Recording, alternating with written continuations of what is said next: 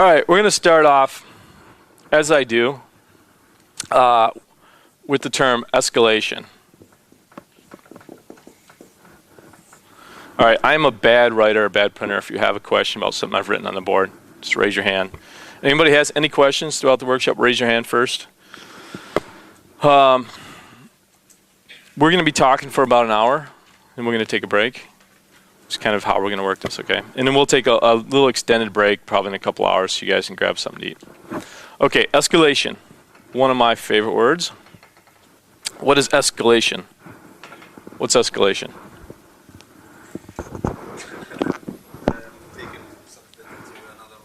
Taking something to another level. Yeah, that's a great way of looking at it. Escalation, to me, is going through a window. I envision it very much like a window. If you have in your mind picture of a window, there's a girl on the other side,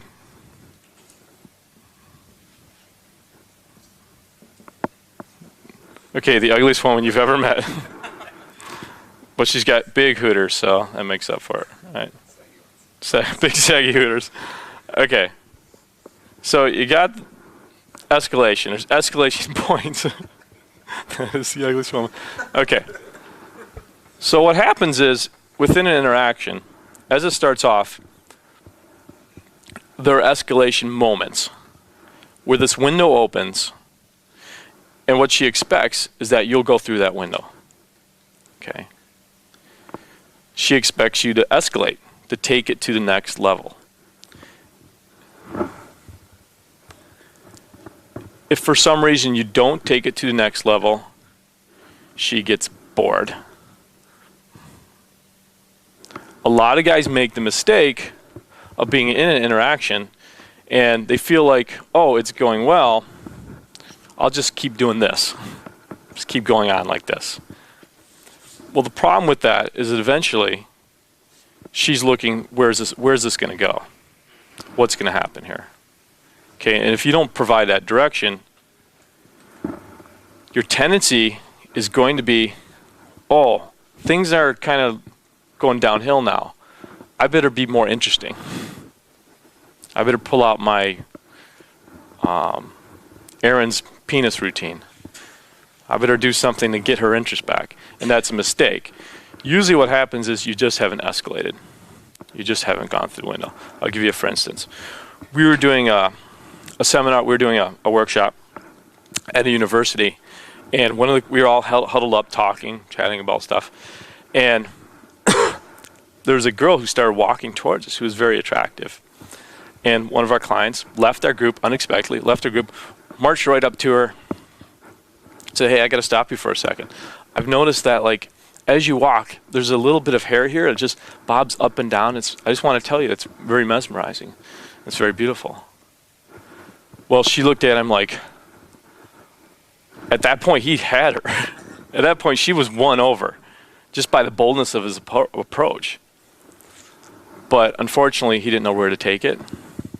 So he just said, well, see you later.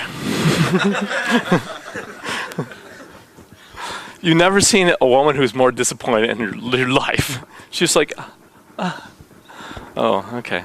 At that point, she was just looking for some direction. He'd won her over. She was just saying, like, what now? Where's this gonna go? Where are you gonna take me? So he could have taken her anywhere. He could have said, hey, come over and meet my friends. Or he could have said, let's go sit down for a second, get to know each other. Could have said anything. At that point, she was just looking for, where is this going? And she needed to hear it from him. Unfortunately, a lot of guys don't realize that, so they blame themselves. They think there's something wrong with them. It's just they didn't escalate. Okay? You could be pulling rabbits out of a hat. At a certain point, a woman is just bored. She's like, where is this going to go? All right, I think of three major escalations. All right, the first escalation is opening. That's an escalation. That's going from not knowing each other, not interacting, to suddenly interacting. It's an escalation. The second escalation is creating a personal vibe.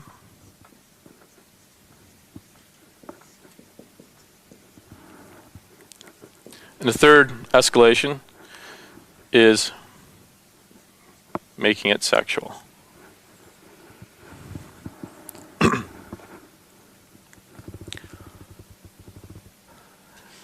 Now, obviously, you have to open. I think that's pretty self-explanatory.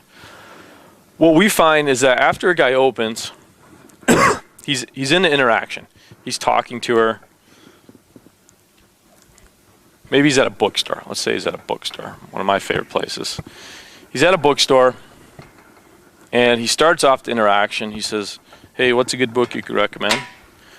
And she says, "Harry Potter." He says, "Oh, I've never heard about that. What's that about?" And then she starts telling him. They'll talk about Harry Potter, what? And then he's at a loss for where to go next. So what does he do? He maybe talks about books some more. Maybe he segues into movies or music. But in about 5 or 6 minutes, they're both standing there, and she's wondering, this is really strange. Where's this going? And in his head, he's thinking, she's probably thinking, this is strange. Where's this going? And she usually is. At that point, it can just be really awkward, because it's just awkward to sit and talk to a stranger about books or about anything. People just don't do that. People only have long conversations of any length, of any seriousness, when it's personal, when it's about you and it's about her. If it's not about you and about her, people get bored really quickly. A guy will say, like, he'll ask me, okay, I'm opening, I'm talking to her, how long do I go on talking about that before I make a personal vibe? I say, well, you know, she's interested in stuff. She's interested in talking about things for about 45 seconds. And that's the truth of it. If you don't have some kind of personal interaction quickly, then she'll get bored and she'll leave. If not, you better be really entertaining, really interesting. And guys who do indirect games or promote that thing, that's what they have to work at. That's their burden in life. I don't want to be that interesting. I'm not personally that interesting. Okay? I can't hold a person's conversation, a person's attention, and talk to them for 20 minutes without giving anything back. It's not enjoyable for me. I just can't do it. I want to have an interaction. I want to have a two-way conversation. But I know the only way to achieve that is to put in a personal vibe. So after I open, I look, as she's talking to me, I look for reasons to make it personal. I look for ways to transition to that personal vibe. What do I look for? I look for something that she says, that she does, to justify being personally interested. Okay, and then later it's the same thing with the sexual vibe. Many guys make the mistake of never showing interest in a woman. Okay, I have a client who's an actor, who's a comedian. He's quite successful. Funniest guy in the world. He goes out with women, makes them laugh. He's got amazing stories. He's been on television, performed with Robin Williams, done all these great things. But his problem and his burden was that every time he'd want to show interest in her, and he has to show interest eventually. I mean, if you're talking to a woman for 20, 30 minutes, you're showing interest. Okay? So he would eventually show interest, it'd leak out, and she'd say in her mind, wow, he's a cool guy, but why is he interested in me? I've done nothing to deserve it. And that's when your value plummets.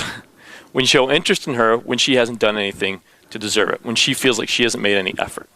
That's when she says, oh, I thought he was a high value guy, but he's not. Value is only ascribed to somebody when we do something to earn it. It's like free money. If they just gave you your paycheck every week, you'd probably not feel like you wouldn't value it as much as if you actually have to earn it, have to work for it. Okay? So, how do you escalate? That's the question. Well, you escalate on a high point. All right? So, what does that mean? Let's see. I'm going to ask, what does a high point mean?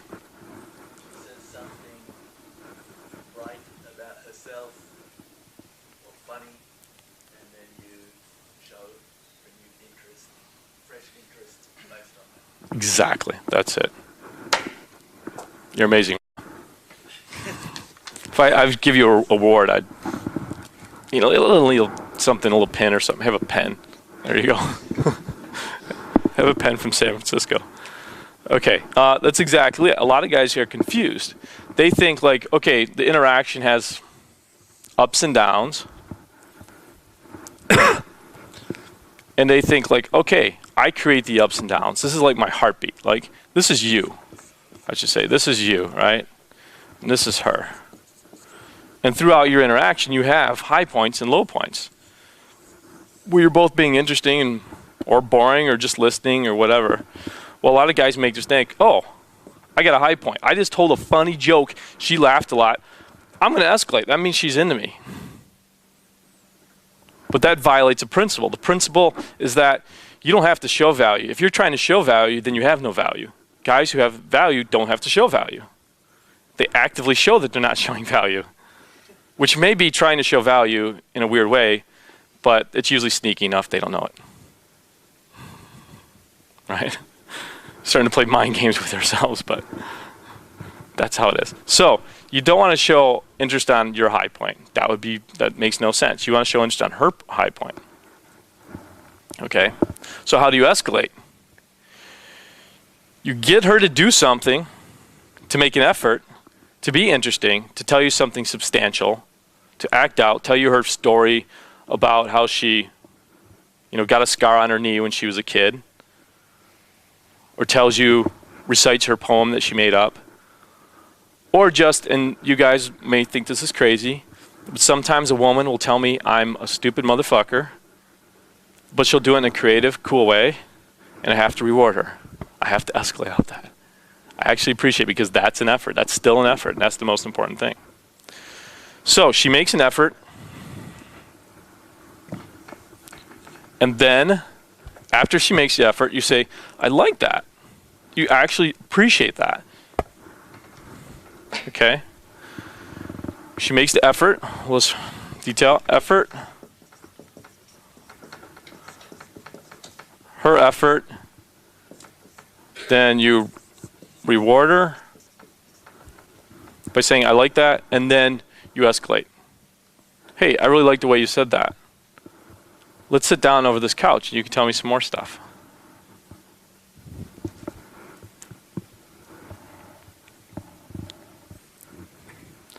So if I meet a woman in a bookstore and she tells me I say, what's a good book you could recommend? She says, I read Memoirs of a Geisha. And I say, oh, that sounds interesting. What was that about? And she starts telling me about it. She tells me she read the book, she saw the movie, and she's comparing the two. I'll find something within that to justify then going to a personal level. So I'll say, wow, I really like the way you explain that. What's your name? Sarah. Nice to meet you, Sarah. I'm Wayne. I'll be your host for this evening. Does that make sense? Oh, we've got a question here. She does tell you something, but you don't like it. You're not going to say it. Do you be honest and just say, I didn't like that. What do you do then? Like, you still just say, yeah, I like it, just to... The rule of thumb is, if she makes the effort, she gets the reward. So reward the effort. The end result is. Yep. You don't care.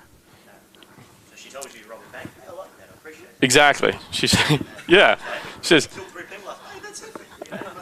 exactly. Yeah. I've never slept with a bank robber. That's going to be really interesting. Yeah. You probably got duct tape, blindfolds. You probably got everything.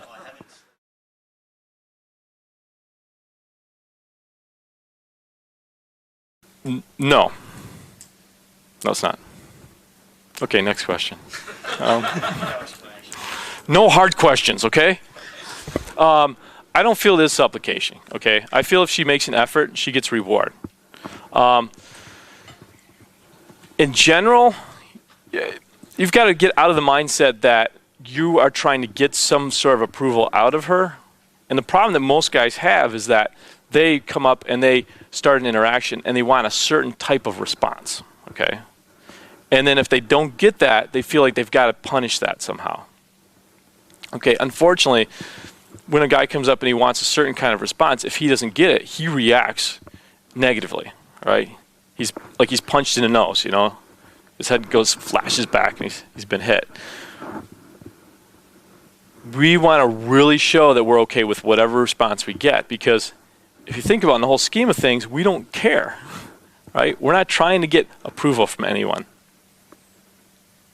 all right? If a woman tells me I'm a fucker, she doesn't create a way. I'm like, hey, I really like the way you called me a fucker. That's cool. Let me try you. I'm going to call you a motherfucker in some interesting way. In my Irish accent, ridiculous Irish accent. Right? I show I'm okay with her lack of approval. And in the end, that's more powerful than worrying about whether you're supplicating or not. Okay, so, okay, she makes an effort, you tell her you like her effort, and then you escalate. So in her mind, she's like, okay, the reason he's wants to go to this next level is something that I've done, an effort that I've made. And that's escalation. Okay. Now, we will get into, especially the sexual, sure.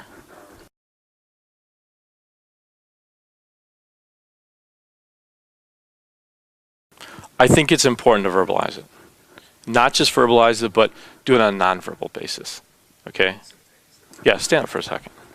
Right. Okay. So if I say that I like something you've done, right? I could be like, wow, that's cool. I like that. Makes no fucking sense. Doesn't make any sense. I've got to do it in tone. Okay? I go, hey, I really like that. And I've got to touch you too. We always teach the touching, okay? All right, you ready for this part? Okay. So I'm like, hey, I really liked what you said there. What's your name? Julian, I'm Wayne. Nice to meet you. Actually, let me show you different. Like, go like this, and you bring it in for the big thing. There you go. All right, I liked your hug. Okay, that's cool. I really like you. Let's go sit down at the coffee shop over here, and you can buy me a coffee. And then, I'll buy you a coffee, something like that. Okay. So that's it. You know, you want to have that connection. You want to have that vibe too, as if you're really appreciating it, and you're showing you're appreciating it. So you lean in a little bit. You tell them you like him. You touch him a little bit. So you really want to reward them, not just even on the verbal channel, but the nonverbal channel. It's all got to make sense. Make sense? Okay. Go sit down.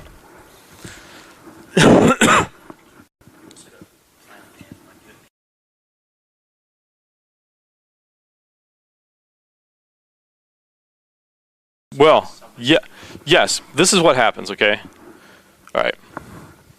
Girl, guy, right? If a guy is starting out, a lot of times they'll be talking, right? He'll come up, he'll start talking to her. And then she'll feel a little uncomfortable, so she'll take a half step back. Then he'll take a half step forward. She'll take a half step back. He starts chasing around the bookstore, right? Yeah, what you want mostly is this, okay? You want this effect. So if I'm talking to somebody I just met, a stranger, if I feel like they're feeling uncomfortable, I'll take just a little half step back. I'll give them just a little bit of space. And that's what you want to do. However, when you're rewarding, when you're showing like interest that she's done something to deserve it, it's really important that you lean in, you touch. You say, I really like that.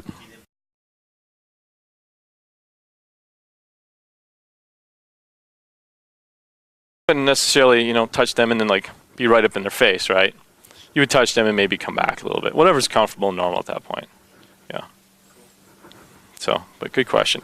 A lot of guys are really confused on the leaning back part because a lot of guys are very in the mindset they have to appear alpha all the time. Okay? Australian all the time, right? And the problem with that is you can't show any interest, all right? And a lot of guys don't understand. You have to periodically show interest. Interest is like having $1 million in the bank. Imagine you had $1 million, okay? If you have $1 million in the bank, and imagine you never spend it. It's like not having any money in the bank. You might as well be poor. So it's very important that you just know when to spend your money. You want to spend it wisely, but you still have to spend it. So I'm saying when you spend it is when she's made an effort. You reward her. It gets the whole cycle going in the proper direction. What you really have to be careful of is thinking of that you must have to show, this is the problem most guys have. They don't show any interest. I'll say to a guy like, oh, show some interest. He's like, isn't that AFC? average frustrated chump, like a beginner, okay? I'm like, well, it might sound like it, but the AFCs do not show any interest in people. I say, be warm. They'll say, isn't that AFC? No, that's not AFC. Like, most people who are AFC or beginners, how they approach strangers and women, they're guarded, right? They're just really guarded. They're like, hi, how are you? I can't even do it right anymore, but they're just guarded, you know, because what they're in their mind, they're obsessed with their own ego. They're obsessed with other people's opinion of them. They're looking for approval. And I'm saying don't look for approval.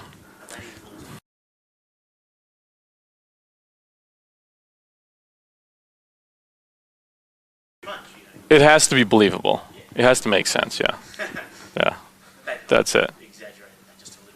Exactly. You know, what we have is we see a lot of guys who've maybe come from the school of thought that you're always supposed to lean back, take up a lot of space in the world, you know, be alpha. And then we say, you know, that's fine, but a girl knows she's got to understand that you are interested in her, or else you actually show low value. If you don't pan out your interest a little bit at a time, you actually show low value because you're showing just by your mere presence and that you're keeping the conversation going that you're interested in her. That's inevitable. If she doesn't have a reason that you're interested in her, she's going to think you're low value. So we have to give her reasons periodically. We have to show why we're interested in her, why we're keeping the conversation going. So what happens is a lot of guys are taught like to spread out, take a lot of room, and we say, you got to show some interest in her. And he'll, okay. And he'll do this. He'll be like, hey, that's cool. I really like that. That's fucking awesome. Yeah, good job. Right? That doesn't make any sense. Sure, sometimes you want to spread out and show you're confident. But other times you want to lean in and say, hey, I really like that. That makes sense.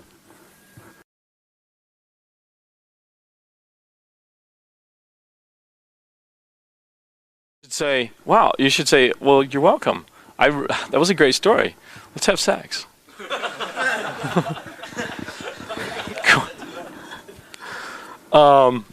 that didn't work when I tried that. What's that? And I said, I appreciate that you don't want to have sex with me. Still didn't go any better. You know, it's going to depend on your situation, where you're at. But at that point, you want to be like, hey, you want to look like you really enjoyed it, and you should really enjoy it. You know, the great thing about getting her to make efforts is that that should be fun for you. It's like, I don't want to talk to boring people. I don't want to talk to people who are talking about the same old crap. I want to talk to somebody who's interesting, has something interesting to say. And I think most everyone has something interesting to say. There's a whole art, and that's something we're going to work on. There's a whole art of doing this, of getting her to make an effort. That's an art form. There's like art and a science and a lot of stuff. So, you know, we work here a lot. We work here on getting her to make an effort. And we do that not just so we can escalate, but it's a hell of a lot more fun, you know? If I go up and I'm just talking at somebody, I'm bored. I'm quickly bored of myself. All of my stories, you know, I've told my stories enough. I'm sick of myself.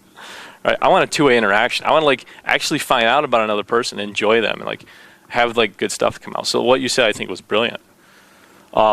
We had a client, we were in London, and he was talking to this girl, and he was talking to some girls, and he was just kind of getting frustrated, and he says to this girl, he just came up to this girl, and he says to her, so what do you do for a living? And then this brilliant little thing in his head popped, and this idea kind of popped out of his brain. And he says, you can lie if you want. You can make up an interesting lie if you want. And she's like, okay. And she started to tell him this big lie. She just made up that she was a ballet dancer, Russian ballet. She's, doing the whole ballet thing. And she ended up making this huge effort. And he ended up saying, wow, that was amazing. And then he lied, made up his thing, and they ended up making out. And it's just because she put so much effort into it. And then he was able to reward the effort and justify being interested. So, it's funny because I used to have this thing where if I met a girl, I felt like I really did have to have sex with her right away. And the community teaches this idea that, and it's true, if you if you make love, if you have sex, or I should back up. Before you have sex, she does sort of look for reasons to get rid of you, right? There's a little bit of truth to that. And then after you have sex, she looks for reasons to justify hooking up with you. There is some truth to that. But I think in my case, it used to be a self-confidence issue. That I felt like, I had to get a girl in the bed as soon as possible, because if I didn't, I would lose her. So I didn't have confidence to know that the better she got to know me, the more she would like me. I thought like, I have this sort of front. I've got to take advantage of why I get it before she really understands who I am and then rejects me. And, it took me a while to sort of overcome that and realize that I didn't have to do it that way. So, I think a lot of guys shortchange themselves. They think like, I want to get this girl in bed as quickly as possible. Well, I mean, of course, yeah, you want to make love, but at the same time, I think that there's having sex and there's good sex. And I think good sex usually comes when there's more sexual tension, there's a little time, there's a little build up to that. So I always tell guys, for your own sake, to me, it's adventurous to have a little build up to it, not just do it right away. It's funny, like when I met my girlfriend, I met her very briefly, and then we exchanged information. I had to go to California for 2 weeks to teach, so I didn't see her for 2 weeks. But we spent that 2 weeks talking on the phone, flirting the entire time. And when we got back together, I mean, I'd never really experienced something so powerful. My hairs on my arms were standing up. Just think, wow, this is like so exciting. And I was like, wow, that's the way it should be done. We have a method to the madness, a little bit of structure. The secret to using a method well, any method you do, is not to get too wrapped up in the method.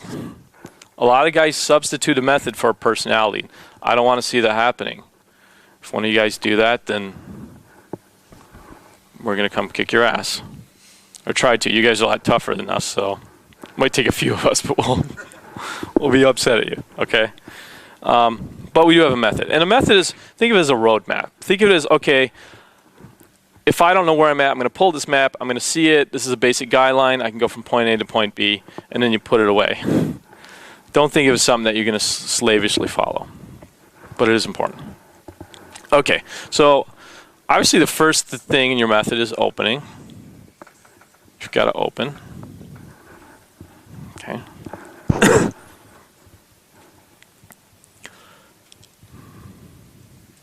Now,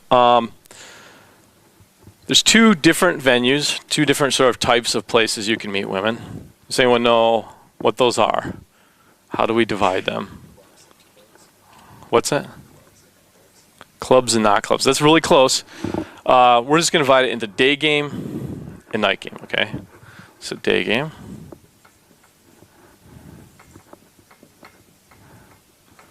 And night game.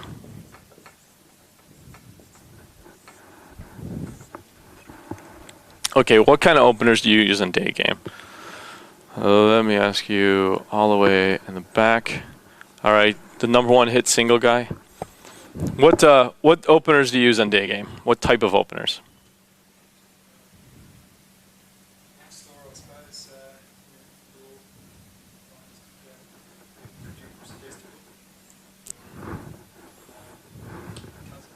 Okay, what you're describing there is a venue-specific opener, which are great if once you know your venues you're going to be in, you sort of learn those openers.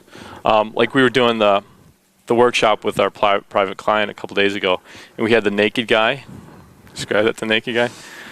And so he had a great opener. He was just like, "Did you see the naked guy?" Really easy opener. So that's a venue-specific opener. So we can say venue-specific. Okay, who else has another type of opener? Who can give me a type of opener?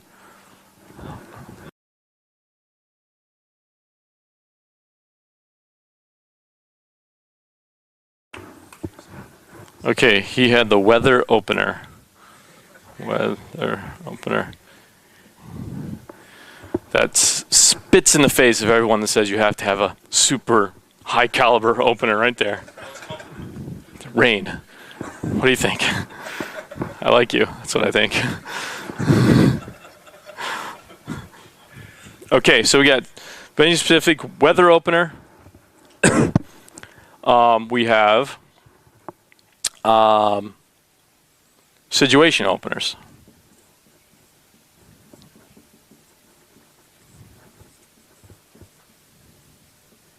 Okay.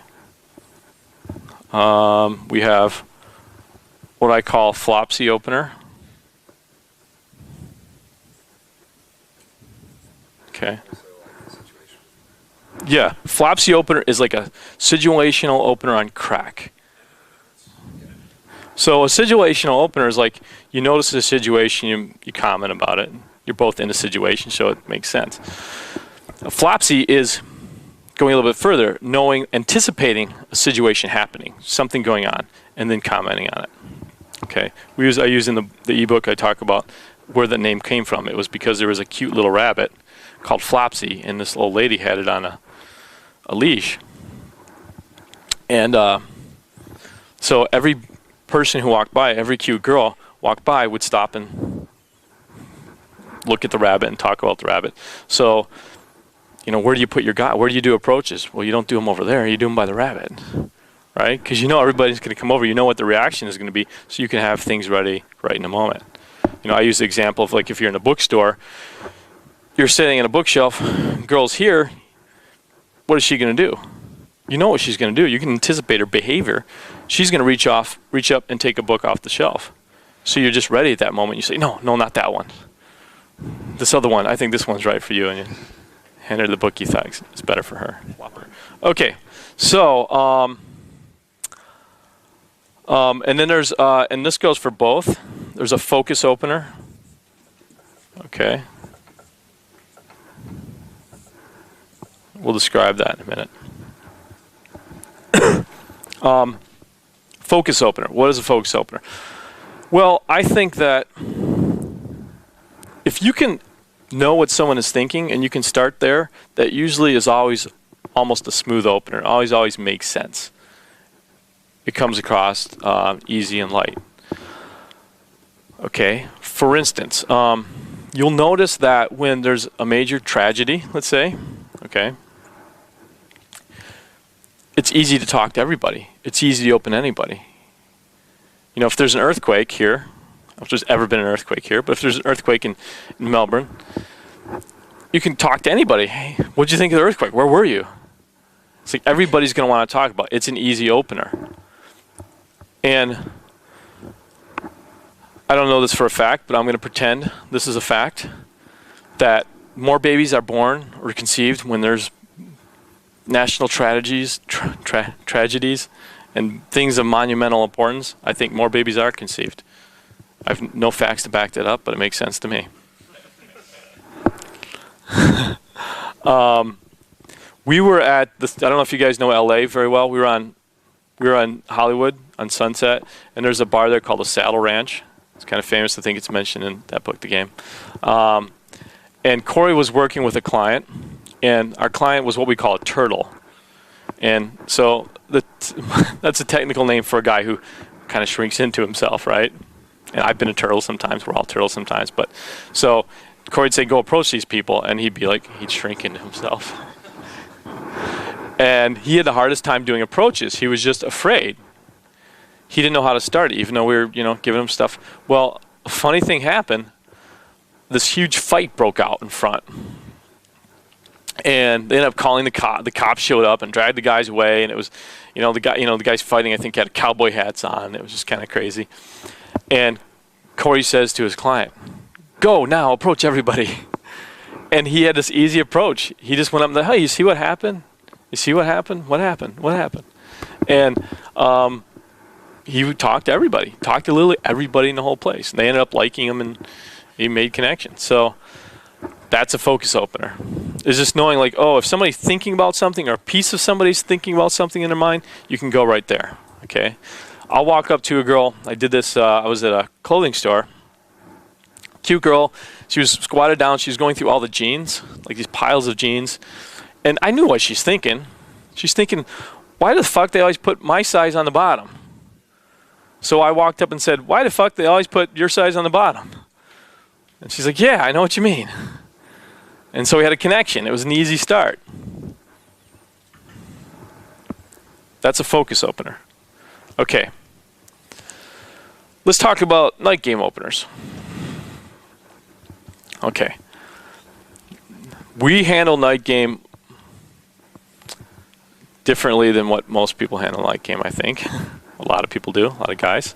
When I was starting to try to learn how to approach people in bars and clubs, I had a really hard time of it. You know, I'm 37 now.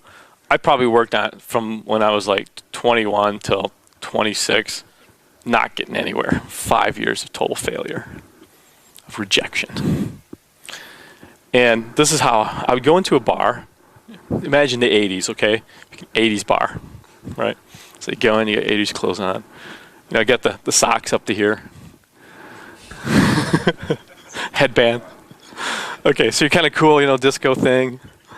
And I would always go in and I'd see these like cute girls over here. And I'd think, wow, those girls are cute. How do I approach them? What kind of line do I have to do? And most of the time I'd chicken out. Sometimes I'd come up with something. I'd come over and, you know, do a thing. Hey, what's your sign? Aquarius, I beg. The problem was that, and I'd get rejected most of the time, the problem was I was so focused on them, right? And doing that, I come in, if I'm focused on them, I miss all the other people who are looking at me, who want to talk to me. And so I totally miss out. I go and approach them. If I mess it up, I'm done for the night. I'm going home, okay? We see it consistently. Guys will come in from the community and I'll say, well, how many approaches did tonight? I said, you know, I went to the Saddle Ranch and I did 25 approaches. I'm getting good. Like, you did 25 goddamn approaches. Oh, well, why are you doing 25 approaches?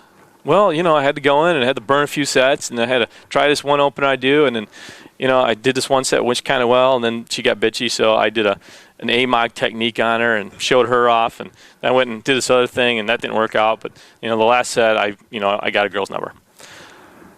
Well, it's a lot of work. I don't advocate going in a bar and pissing off half the bar. I don't advocate going in and acting strange and weird to people, okay? You don't have to do that. Don't have to do that at all, okay? A bar or club is a very social environment, so we leverage that as much as possible. We make one cold approach, typically. One cold approach. That's the first one. It's a little hard. It's a little hard for me. I've been doing it for 6 years. It's still a little hard. You know, I'm a little nervous. But you know what? I make that first cold approach with the easy people. I don't go approach the hardest set. I approach the easy sets first.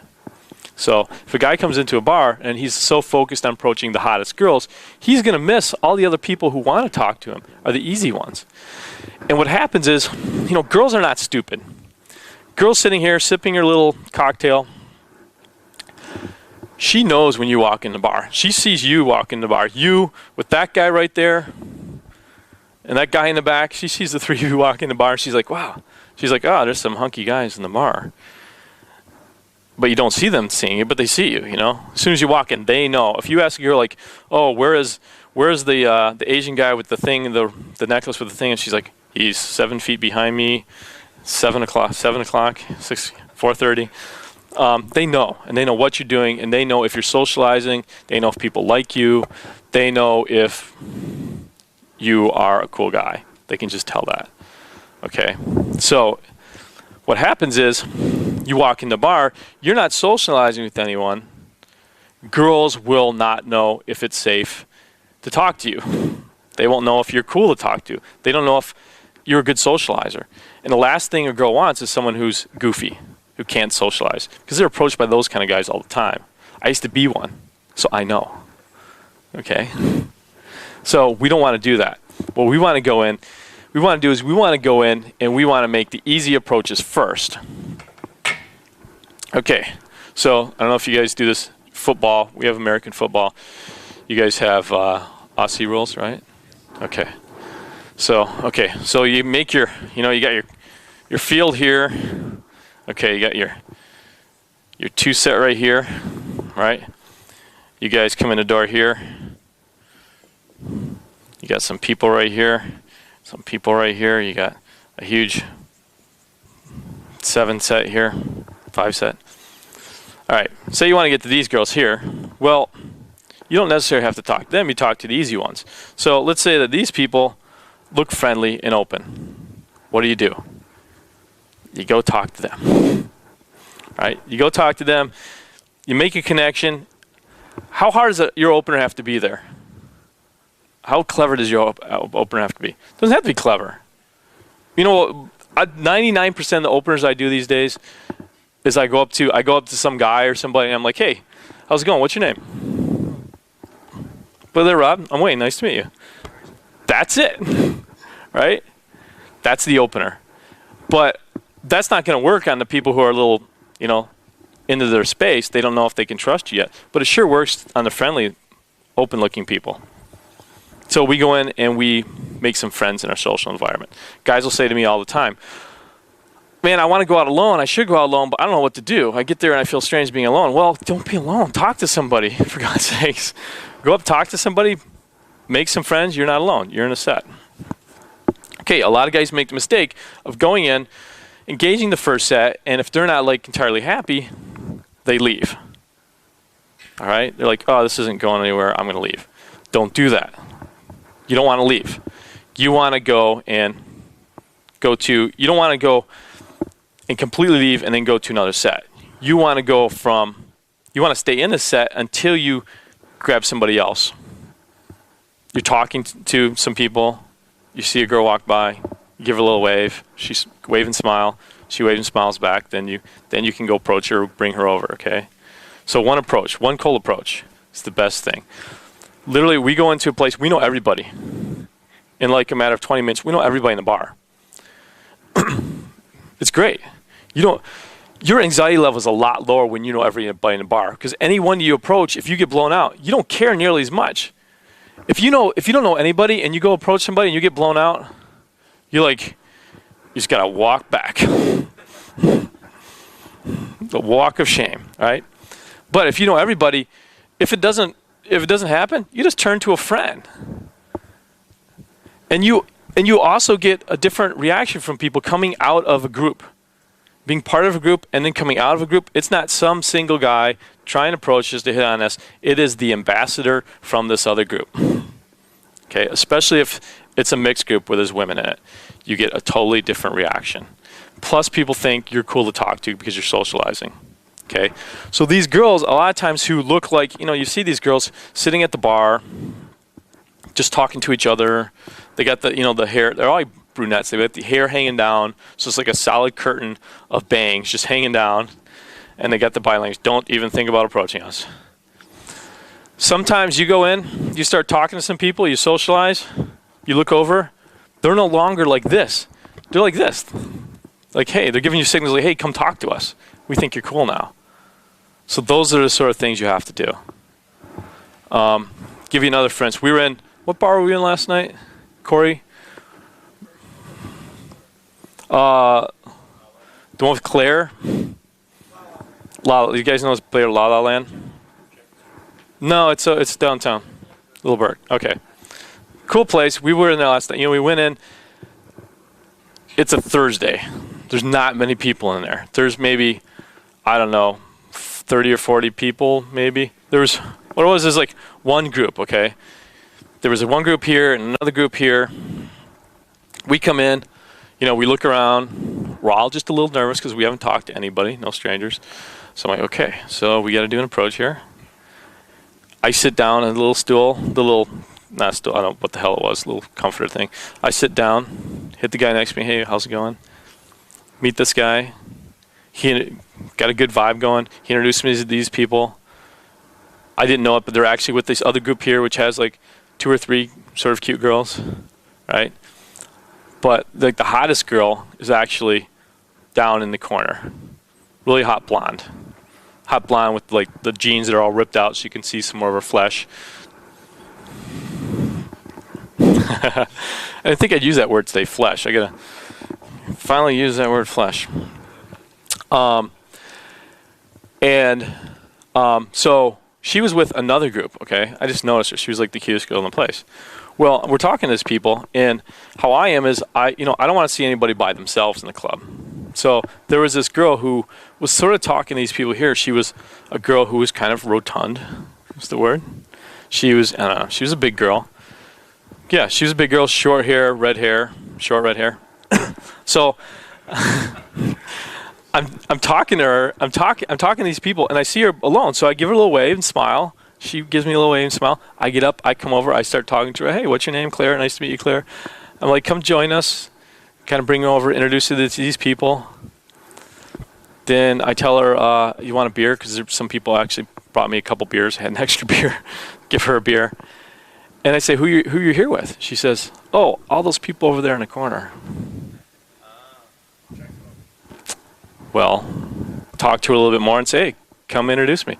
Went over, met all those people. You know, my client came in, he talked to those people. I talked to the hot girl, and sticking with the hot girl. Talk to these people. He SOIs.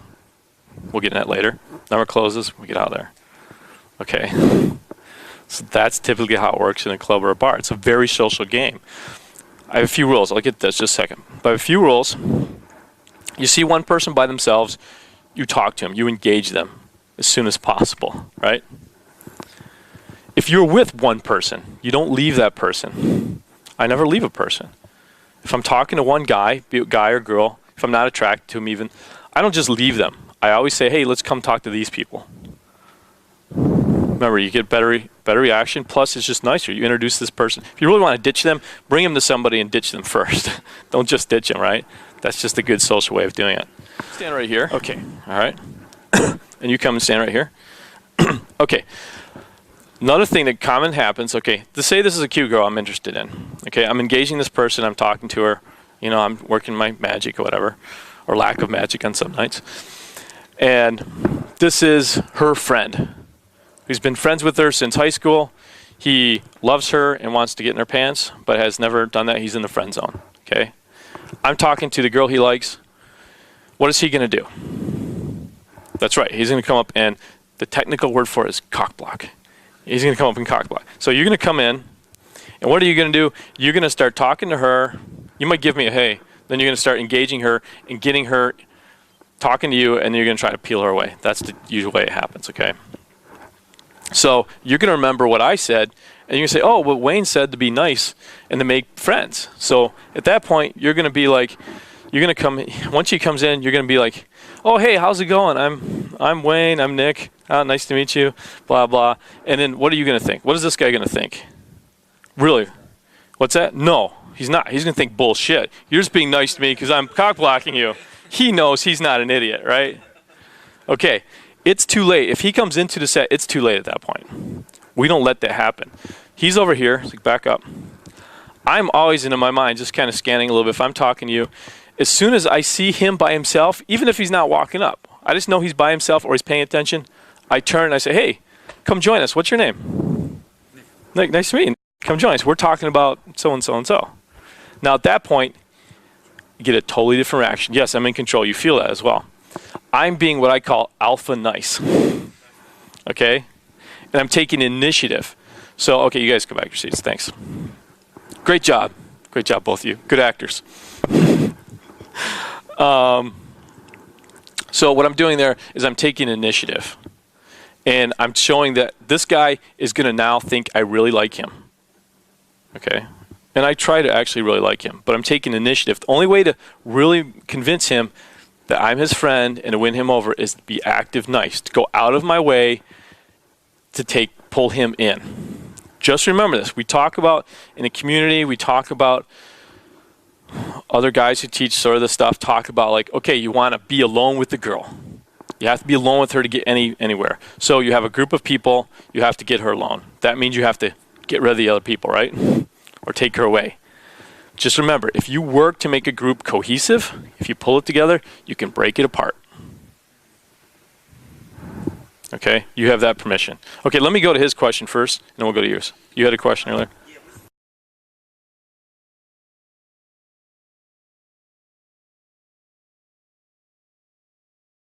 In my experience, if you're talking to some girls, and then you do it in a way that's cool and they like you, and you start talking to some other girls, if anything, that just makes them kind of want you more. You know, very rarely do they say, oh, he's just being a player. He's like, you know, trying to pick up girls. So, you know, and you don't want to end. Like, there's no end. What you're talking about is like an end of the conversation. Like, I don't go into a conversation with girls and like, okay, yeah, well, you know, I'm talking to you and I'm hoping to get somewhere and I'm not really, so I'm going to quit and go away. Right. I don't do it that way. I go in, I'm having fun, and before any sort of, you know, if there's, I don't want the energy to go down. I don't want it to sort of end. I want to sort of engage somebody else nearby before that happens, okay, and sort of bring them in.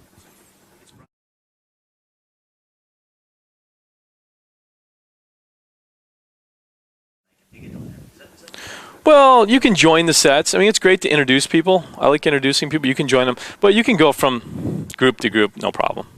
Do you guys know what we mean by set? Do you understand that? If somebody doesn't, that's a group, just a group of, it's actually any group.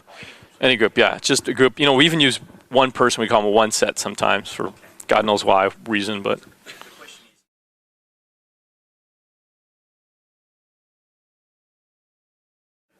That might be a problem if you were like in it for a long, long time. You know, how I run the game, how we do it, is once we're in with people, you know, we don't stay that long just with 1-2 people. Usually if I meet some people, I'll talking to them, I'll find out some information about them. You know, I'll find out, oh, you know, you guys looking for, you know, if it's like a girl and a guy, I'll say, so are you guys a couple? What's the situation? She'll be like, oh, we're just friends. And I'll say, oh, cool. Well, I'm going to get him hooked up with this girl over here. All right, let's go. And I'll say, you stay with Corey. I'm going to go, and I'll bring him over here. You know, I do stuff like that. To me, it's more active. I don't really get bogged down. I try not to get bogged down too much. Occasionally that happens.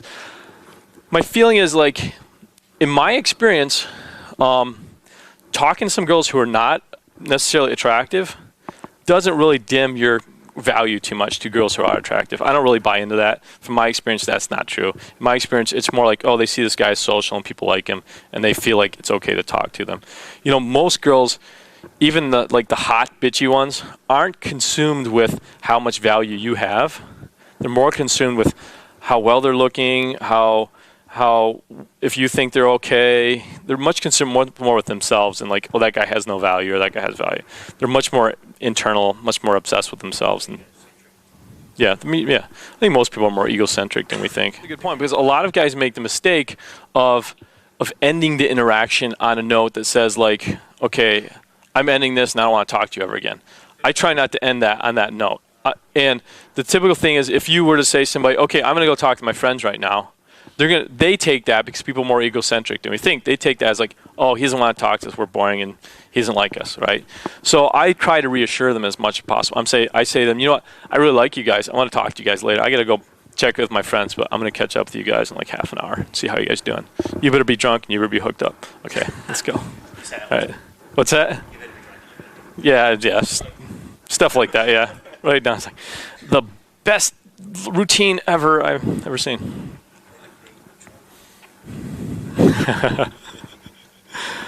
Okay, so night game is social.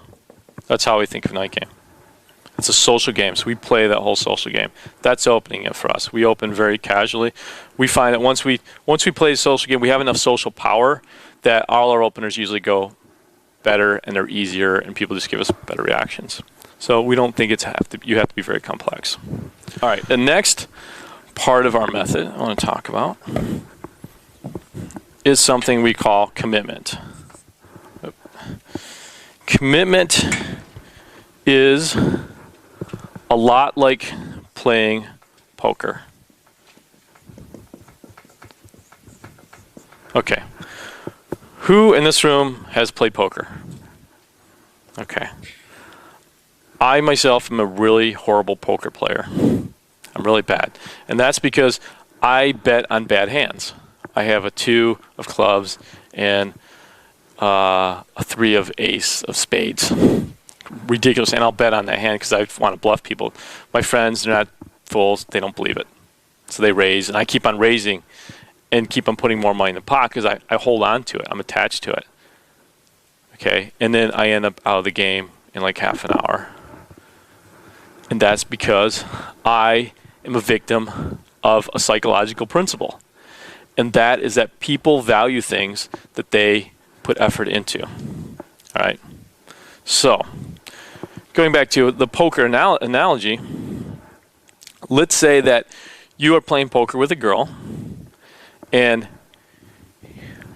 you say she doesn't have to. You know what ante is? Ante is when you put money in the pot in the middle. If you say she doesn't have to ante, all right, she's going to be less attached to that hand.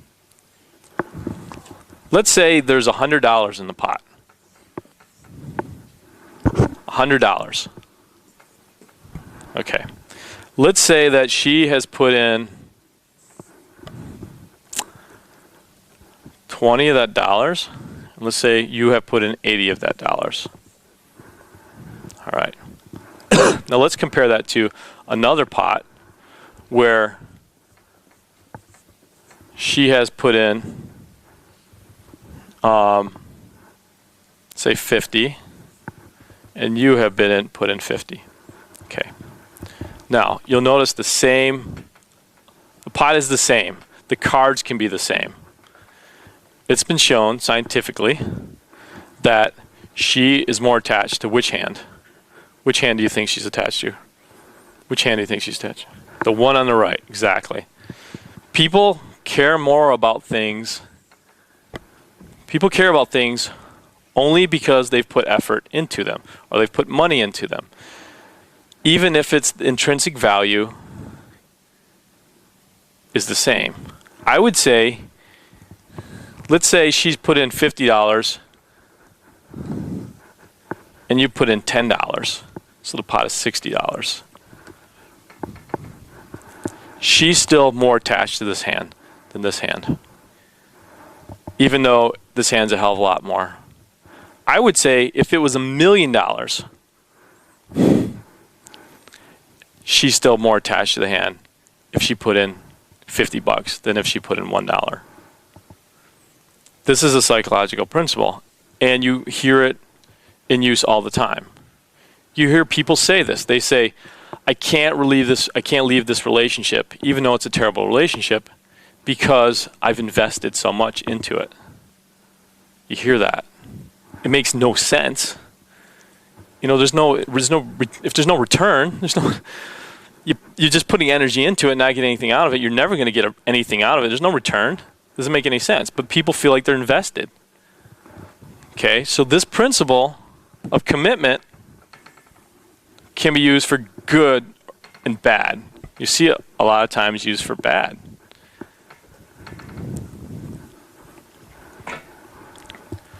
You watch these like dating shows on TV where they have The Bachelor and they have all these women competing for his attention. After a while, they don't even see it how it really is. It's not, the guy could be an idiot. The guy could not be attractive. They would still compete just because they put so much effort into it. They sent in their tapes. They've flown out there. They've got their hopes up. Everything has gone into it. So psychologically, they're in a bad position. Okay? Now, that's bad, but at the same time, that's a true principle, and we either have to work with it or against it. And I'm going to say work with it. So what we try to get at the beginning of our interactions really soon is we try to get a commitment. We try to get her to make some effort. If we get her to make some effort, then she's more committed to the interaction. So pretty soon after we open the interaction, we will ask for a commitment. So what is a commitment? Well, commitment is just effort. That's all it is. One of the ways of doing this is effort. She has to put some effort into it. So you can do that by asking an open-ended question. I know you've been hearing this advice for ages. Ask open-ended questions. It's almost cliched, but it's true. Ask questions that take a little effort for her to answer. Now, when you do this, what happens is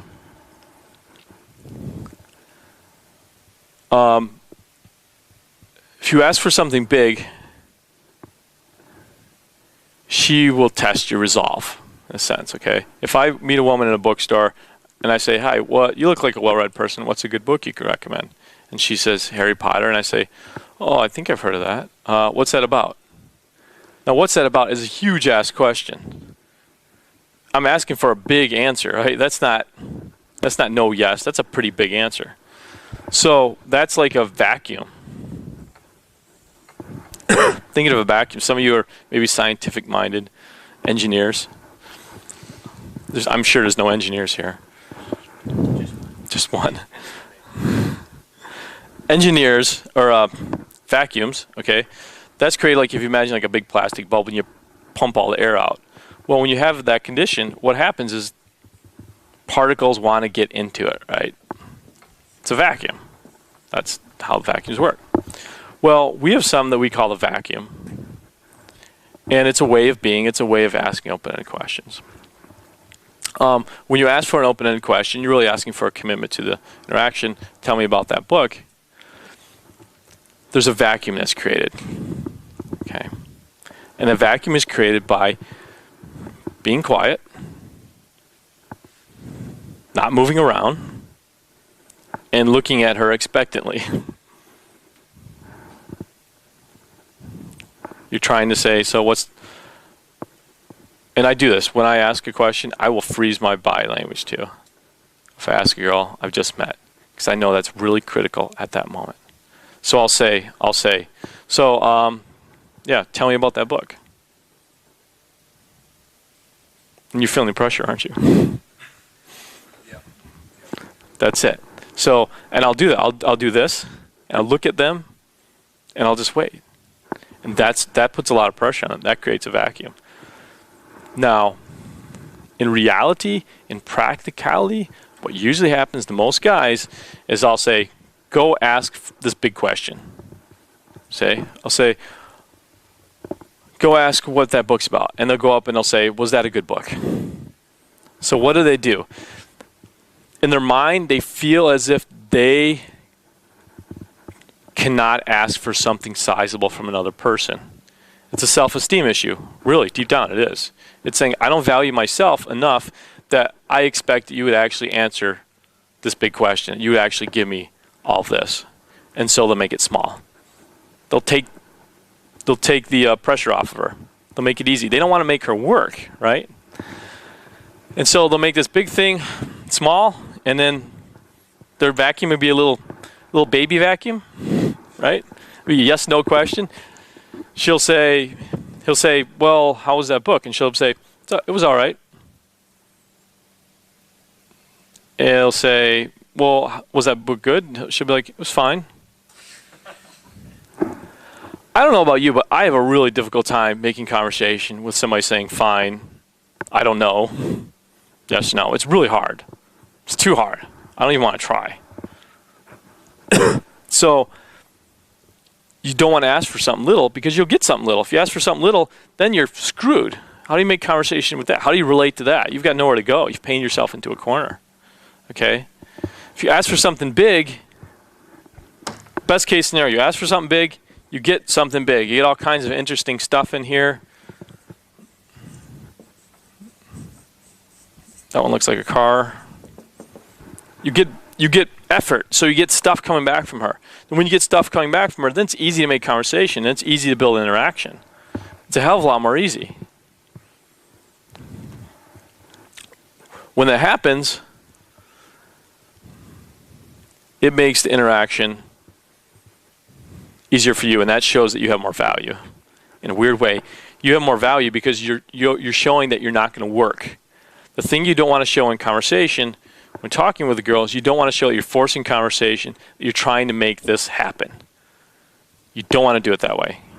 It's got to be easy, it's got to be light, it's got to appear like it's effortless. Well, the only way to do that if she's playing along. You know, I don't know if you've ever guys played tennis by yourself. It's really fucking hard. You got to run across every time, right? I want somebody who's going to hit the ball back, and that's what this is about. So, in practical cases, or I should say practical, in reality, most guys are not do not feel comfortable asking for something so big. And so even if they do ask for a big question, they say, tell me about that book. As soon as they feel like she's not responding right away, they'll take the pressure off her. They'll be like, so tell me about that book. Was it good? How was it? Did he die in the end, or did he become a wizard? They'll take the pressure off, right? You don't want to do that. You want to keep the pressure on. What happens then is that you ask for something big, sizable, say, what's a good book? Tell me about that book. And she looks at you like, are you fucking kidding me? That's a huge ass answer. Now, it's really important at that time that you look back at her like, yeah, I really want you to answer that big ass question. That's right. Right. And the only way you do that is you just stay on it. You keep the pressure on. Okay? If you guys have ever been to a job interview, you've maybe experienced a little bit of this. Some interviewers are trained in this technique. So what they'll do is they'll ask you a question like, sit across from their desk, and they'll be like, so why do you think you should have this job? What makes you qualified? And then, if it's me or somebody, they'll be like, well, I work well with people and had experience in this field before. And then the interviewer will just kind of scribble something down and just keep staring at your ass. And eventually the idea is that you'll get uncomfortable and you'll blurt out something embarrassing, like you lied on your application. Okay, you're right, I'm not qualified, I made it all up. I'm really an American, I'm so sorry.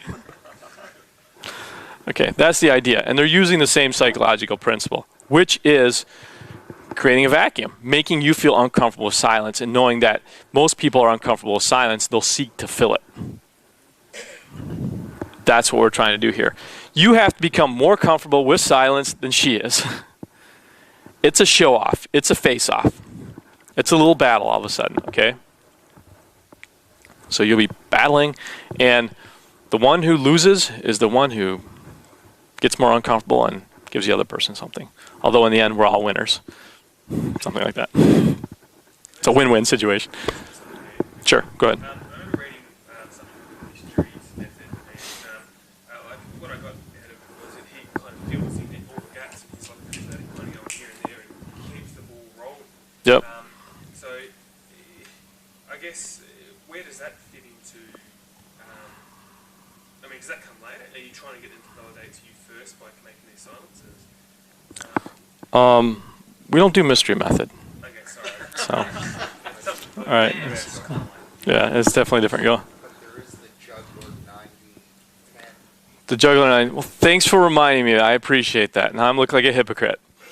I'm sure it fits in somewhere. Okay, I'll explain that. Actually, that's a good point, and people bring that up. They kick my ass every once in a while. I appreciate that. The Juggler 90-10 rule. Now, keep in mind, this is something. The 90-10 rule. No, don't write this down. This isn't good. Don't write this. Okay. The Juggler 90-10 rule. The idea, and remember, this is something I came up with like 5 years ago. All right. This has influenced the whole community to do something that I've since realized was not a good idea. They're still doing it. I've moved past. Okay, we've evolved.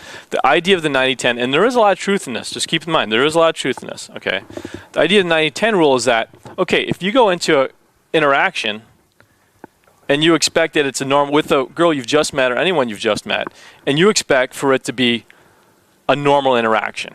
And like when you're with your friends, talking with your friends, you supply, most people supply roughly 50% of the interaction, of the conversational meat.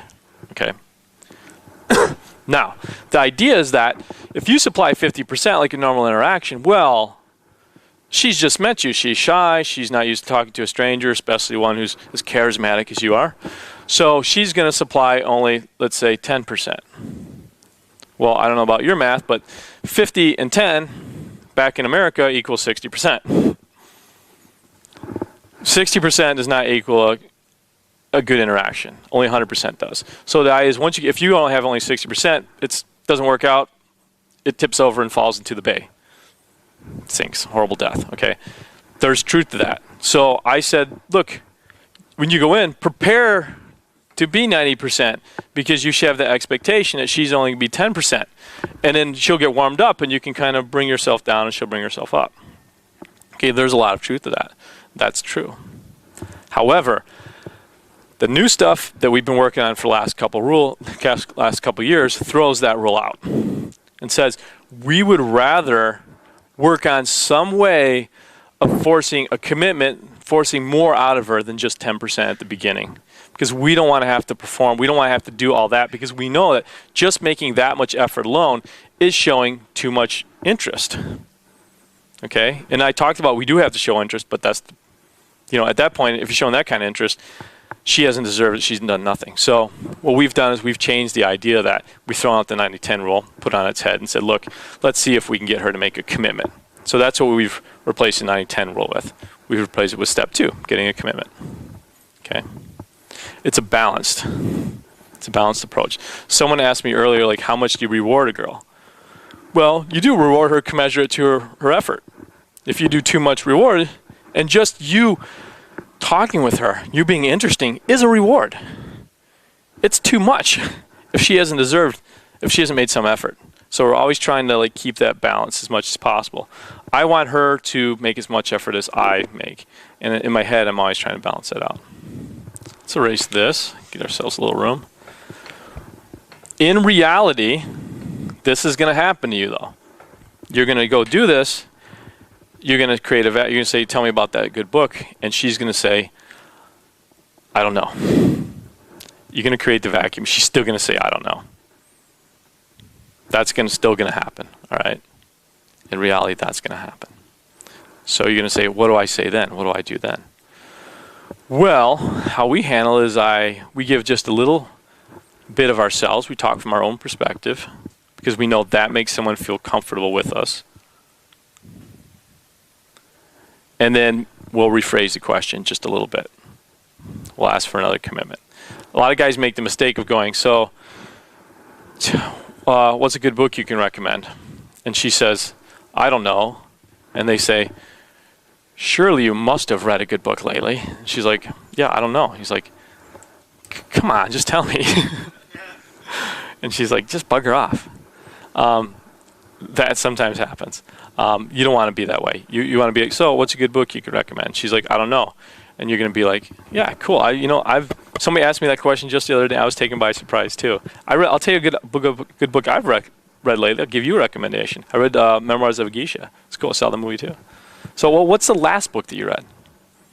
And she'll say, men are from Mars and women are from Venus. And I'll be like, okay, I'll see you later. No, actually, I think Aaron's reading that book. Didn't you read that book, Aaron? So one of you guys read? Corey read that book. Yeah, I think there's some good stuff in there.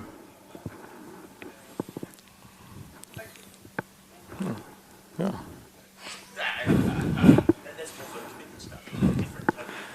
Yeah, I haven't read it, so I don't know, but I'm just, making fun of it.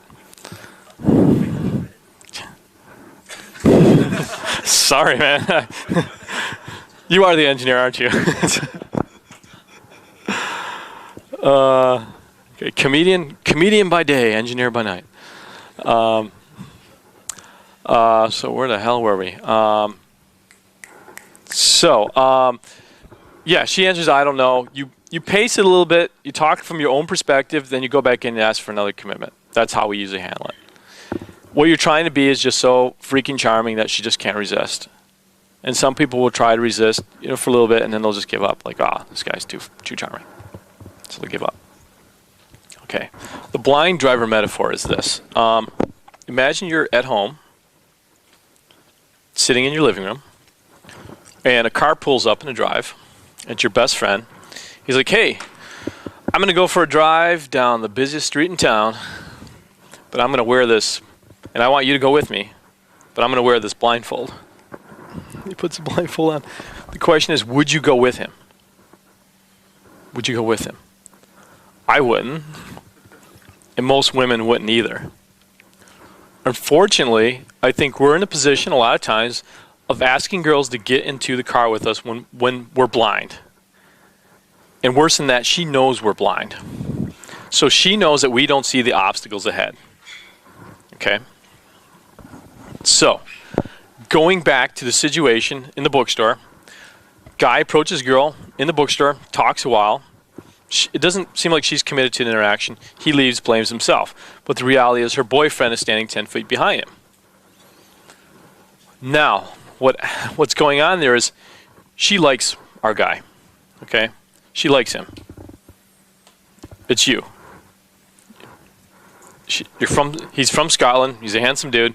She likes him. Okay? She'd like any of you guys. The way I come from it, the way I view it is she is into you. Okay? There are only obstacles that sort of prevent that from happening.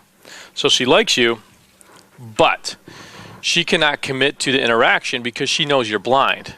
So what she's afraid of is you sarge her, you start talking to her, she gets into you, her boyfriend looks over, sees you pull out your pen, like, all right, I'm just going to get your phone number right here and we can go out and have a good time together. She doesn't want that because that's going to create static in her relationship. He's going to see that and that's going to suck. So she's not going to commit to an interaction because she knows that you don't know her boyfriend's there. It's not even that the boyfriend's there. It's not that the boyfriend's there. That's not really the bad part. The bad part is she knows you don't know that. So you learn after a while, you meet girls in bookstores, that there are a lot of loose cannons. That's a loose cannon situation. A loose cannon is her boyfriend, her cannon is someplace around, and he's not tied down to the deck. He's, shooting off someplace. So she's here in the yoga section. He's there in the sports section. So if you meet a girl by herself in a bookstore, you know to ask, hey, who are you here with? And she says, oh, my boyfriend. And then you're like, oh, which one is he? You try to, you point out one that's obviously not him. It's that guy right there with the one leg, the pirate. It's like, no, he's over there. Oh, okay. And then you get his attention, you wave, and you go back to talking to her. And the funny thing is, you're still talking to her, and she's like, yeah, I'm not really happy with my boyfriend, so here's my number. Right? That sort of thing happens. She cannot commit to it. She cannot get into the interaction when you're blind. And there's a lot of times you are blind and don't even realize it. And she realizes it, so she's not going to commit to the interaction. And just 1 second, I'll get to that. So what happens is she can't commit. And no matter how interesting, sometimes a woman won't commit, and you don't want to blame yourself. It's not necessarily you. It's maybe some lack of information that you know. Because she's got to know two things from you. She's got to know to feel comfortable escalating with you. She's got to know you see the road ahead, and she's got to have faith that you can steer around the obstacles. Now, if you can do that, then she'll feel free to escalate and to go with you. Okay. All right, we had a question right there. The whole fucking thing? Yeah, it's like, go over that again, please.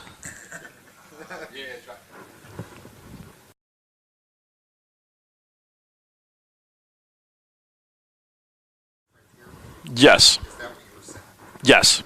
It's like, have you ever met two women and you go and you meet one and one's got a big rock on her finger, but maybe you don't notice it at first, and then she seems like she's a little hesitant, right? And then you say, and then you happen to notice, you're like, oh, you're married. How long have you been married? She's like, 2 years. You're like, sweet. Can't wait till I'm married 2 years one of these days, maybe when I'm 50. And then suddenly she seems more open to talking. And that's because, oh, he realizes I'm married, so he's not going to do something stupid. It's not that you're not even going to hit on her. It's that you're not going to do something dumb.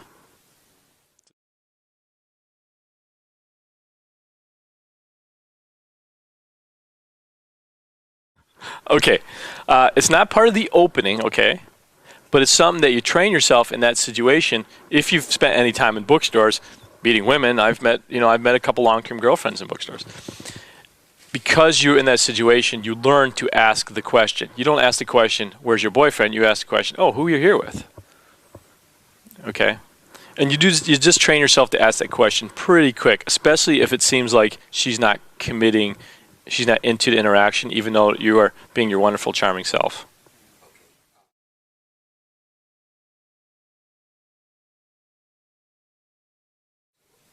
Good question. After. After, yep. If there's hesitancy on her part. Well, I almost always ask that question because I'm a busybody. I'm just nosy, so I try to find out everything from everybody. But it's a good question to ask, even if you don't feel it. If you feel some hesitancy, okay, it's a good question to ask. What happens is a lot of times guys don't ask. They think like, okay, I'm just going to run game. This is what I do for every girl, and I'm going to run this the same way. Well, in reality, everybody does have a different situation.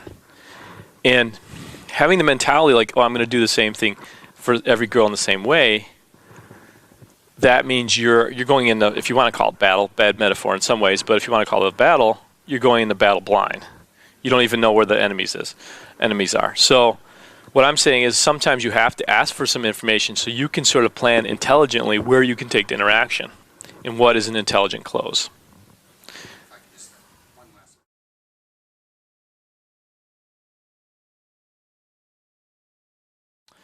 That's a good question. And I think it demonstrates a principle that we use throughout the interaction. And that's we always cloak ourselves, okay? Whatever we're doing, especially those kind of questions, okay? Later we'll talk about, I ask girls later a lot of times, what's your relationship situation? Now, that seems like it's a very like, oh, I'm trying to pick you up kind of question. But we always cloak everything we're doing in a frame that we are actually interested in it, okay? So, I don't say like, who you here with? I don't just say that. I say, who are you here with? She says, my boyfriend. I'll say, cool. I'm here with that guy right there with the dreadlock. It looks like Tarzan. I'm with that guy right there. His name's Truck because he got hit by a car in London, but they actually had to tow the car away. He just walked away. I get into what I'm talking about, okay? If you bring up subject and you don't have anything to say about it, if it seems like you're just bringing it up, people will say, why is he bringing it up? The only reason you're bringing it up is because you're trying to either force conversation or you're trying to force interaction. Both are bad. Now, the reality is sometimes you have to find out information. Sometimes you have to find out things. Sometimes you do have to ask those questions.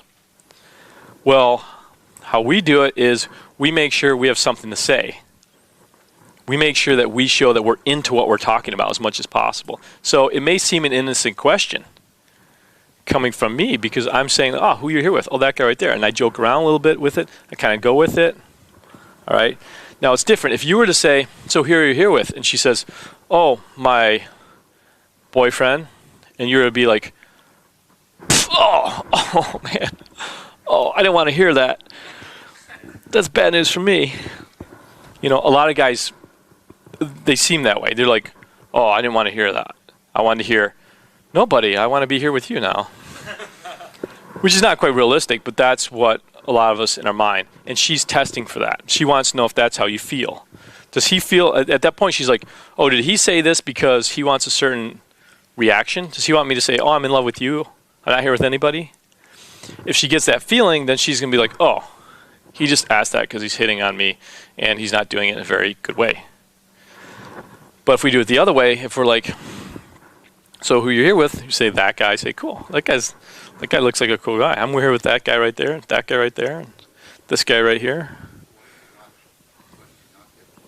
Well, I'd say something else.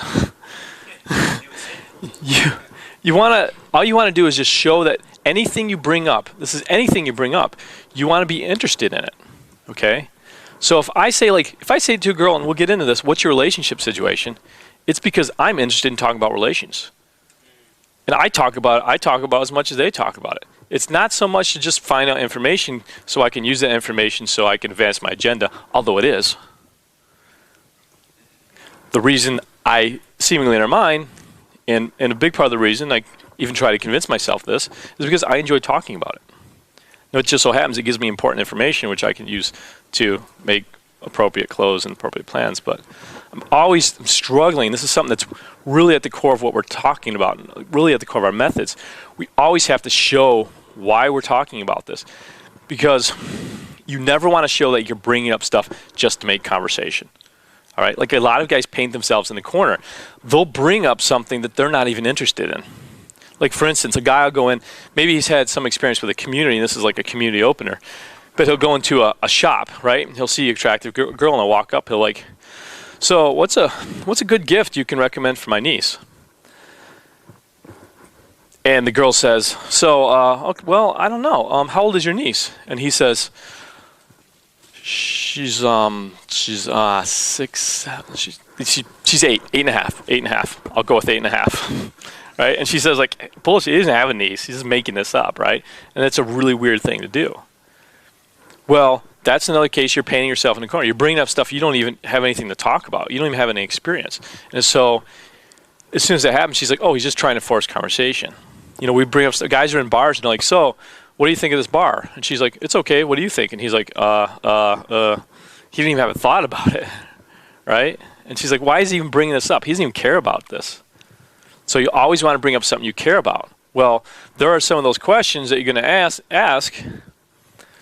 You have to show that you care about them. So you have to actually make conversation. You know, too often most guys do, this is what most guys' conversation looks like. Question, question, question, question, question, right? Question, girl answers, you ask another question, girl answers, you ask another question. And the girls, eventually, that's an interrogation. What we teach is like, okay, question, statement, all right? Question, statement, maybe another question, another statement. You always want to give from your own point of view, from your own self, because you always want to show, I'm talking about this because I am interested in it. If you're talking about something you're not interested in, that means you have low value. But yeah, we use the term reward. You know, I don't want to think of that as like a Pavlovian sense, like she's a dog and you're giving her a cracker.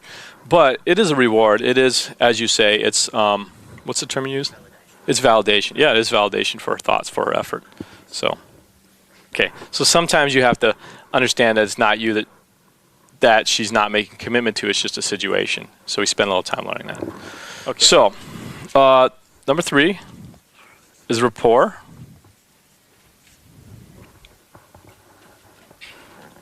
Okay, what is rapport?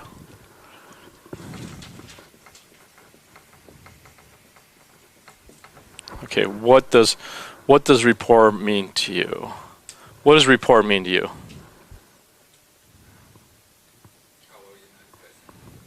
Okay.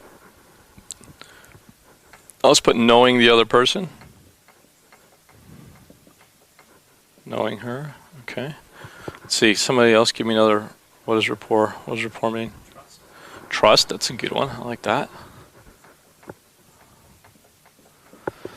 Okay. Let's see. Trust.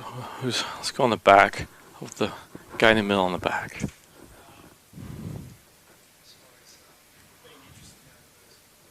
Okay, finding, okay, good. I like that one a lot, actually. Finding her interesting.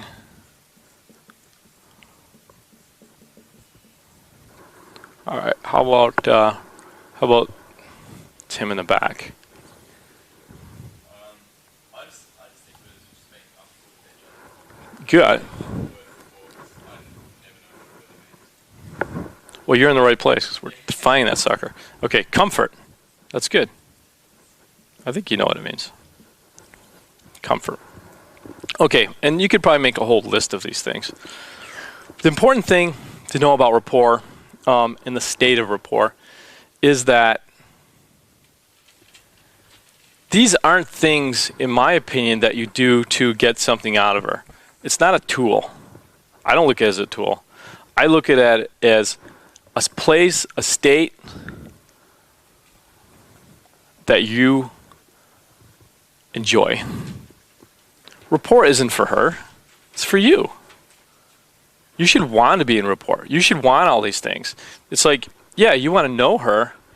You want to trust her, and you want her to trust you. You want to feel comfortable. All those things are for you as well as her. And I think a lot of guys think of rapport as a tool.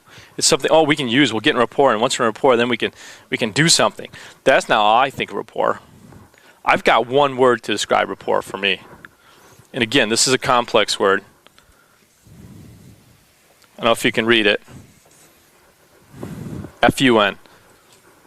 Fun. If you're not having fun, you're not in rapport. I used to believe in, I've done performing in front of people. I talk in front of people. Done some comedy. I used to think I could do a show and come on stage and I could be clever and I could tell jokes and I could be interesting and the audience would like me and the audience would have a good time. I realized that that is just not true. That's not how it works. The only way for an audience to have a good time is if I'm having a good time. And every time, every show that I did where I said, you know what, forget it, I'm just going to have fun. I'm going to make sure I have fun on stage. If I do that, inevitably they have fun. Inevitably they enjoy the show. And I used to think I could, it was in here, I used to think I could think it through. I could manipulate people into enjoying me. You can't do that. You have to enjoy it. You have to find a way to make it fun for yourself. If you're having fun, she's having fun. Just how it works. Okay? So keep that in mind. Whatever it takes, do that. All right. Now, there are some techniques that we use in rapport, conversational techniques that are really important. And we'll talk about a few of those. One of the main things is that, you know, you are taking risk and she's taking risk, and you want to keep it a balanced interaction. All right, we think about, like, you know, we've talked about how much she's committed, how much you've committed. Overall, if you look at it as a bar graph, if you have an interaction that looks like this, you have a problem. If this is you and this is her, or this is her and this is you still have a problem because it's out of balance. Okay, you have to give as much as you get. A lot of guys don't realize that. What are you going to get from her that's going to make you want to escalate? What can you get from her that's going to justify escalation? Well, it's not a bunch of stuff. It's not things. It's something either a little deeper or a little bit more creative or a little bit more interesting. It's something that maybe takes an effort. Now, how do you get that from her? Well, I only know one way. And that's to give her the same stuff out of me and to lead by example. That's the only way I know how to do it. The idea that we can get someone to put themselves out there without putting ourselves out there is make-believe. It just doesn't happen. You know, maybe if you're a therapist, a psychologist or something. So, one of the things we have, this is very important concept, is we try to avoid talking in the God perspective. I think I can actually erase this. What is the God perspective? Well, the God perspective is about things. It's the view of God. Oh, I came, you know, if somebody asked me, how was your trip to Melbourne? I said, well, yeah, Melbourne's a good city. The people are nice. The weather was warm, but not as warm in Sydney. We went on a boat ride around the harbor. What is that? That's crap. That's boring, right? I want to tell about my experience. I want to tell how it affected me. I don't want to say, God perspective says it is this. Okay? You want to replace that with, I felt like this. Okay? I say, like, wow, you know, I flew to Australia. I landed. I was in Sydney. I walked around, and I was really intimidated by people. And it's true, because everyone is, like, so good looking. Like, the men in Australia are actually manly men. And here I am, a skinny guy with a belly. You know, I was very intimidated. You guys all have, like, washboard abs. Guys carrying surfboards. Right? It was really kind of work, right? It was intimidating. Now, I'm talking from my own perspective. I'm talking about how I felt about it. That's more interesting. And that makes her be able to relate on the same basis. And if she relates on the same basis, I can justify being interested in her. If she doesn't do that, I can't be interested in her. It makes no sense. I don't want to be interested in her just because she's there and she's female. I want to be interested in her because she's put something out to interest me. And she's got to hear that, because if she doesn't hear that, then she thinks I'm low value. Value is shown by being interested in people who have done something to deserve being interested in. That's what it comes down to. So avoid the God perspective. Talk in the I perspective. I did this. I felt this. A lot of guys talk in numbers. I'll say describe something. Well, it was It was 10 degrees. I lost $50 at the casino. No, you don't want to talk about, I don't go to the casino and lose $50. I go to the casino, I was really excited, and I walked up to the slot machine, a little intimidated because the light's going on. I didn't know what to do, so I just hit some random buttons, pull the thing, and out came coins. I was looking around, afraid somebody's going to take it from me. Put it in my pocket. Right? Now you and I can spend it. All right. So, eye perspective. Another thing. How do you handle demands? Okay. Girl says, buy me a drink. How do you respond? All right. How do you respond? How do you respond? What do you want? Kid, I'm going to hang out with you at the bar. A lot of guys respond by either going along with it. In this case, I know he's joking. Other guys who have especially had any exposure to the community realize oh, you're not supposed to buy girls drinks because that's a lot of times they're taking advantage of you, and it doesn't mean they're going to even talk to you or anything. They're just going to drink to drink, and you've lost the money. So a lot of guys respond, and they try to fight that. They respond with some kind of cocky remark. Well, that's a demand. How we handle demands, we try to handle demands a little bit of a smoother way. What we do is we make a counter demand. Okay? So she says, buy me a drink. You say, I'll tell you what, I'll buy you a drink if you buy me one first. You say, even better. You buy me a drink, don't tell me what drink, just buy me a drink you think that's appropriate for me, and I'll buy you a drink I think is appropriate for you. We'll close our eyes, we'll drink it, we'll see what happens. So take it, have fun with it. You don't have to respond to it with a lot of you never want to look like you're upset. You never want to look like you're bothered. It's like working with little kids. I don't know if you've ever worked with little 5-year-olds. If you show an inch that you're upset or they've gotten under your skin, they will do it every time. They'll run you over.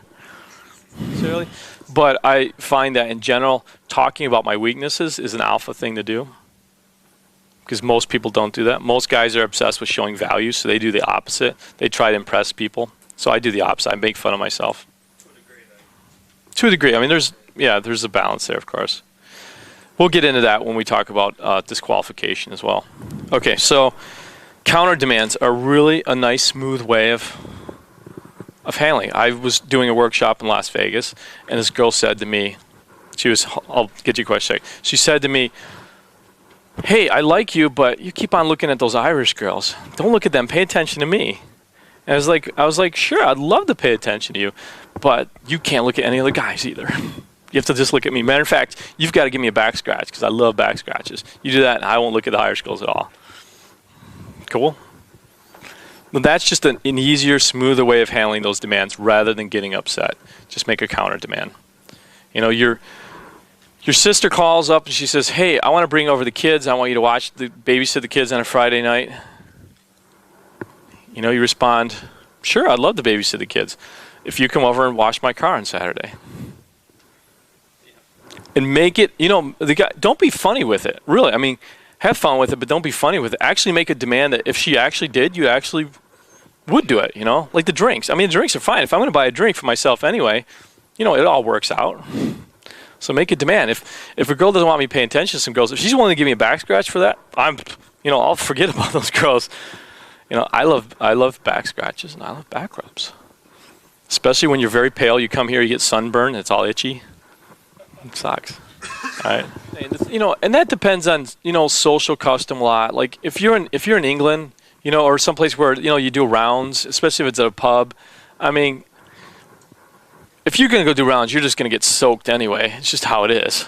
But, I think you got to really look at the situation and say, oh, is it appropriate for this time? Am I taking advantage of, or I'm just being a social cool guy? I mean, I like buying drinks for people, sometimes my friends, but I just don't want somebody to take advantage of me. And you can get a vibe if you're talking to a girl and she's committed to it and she's having fun and you buy her a drink. I don't think there's a problem with that.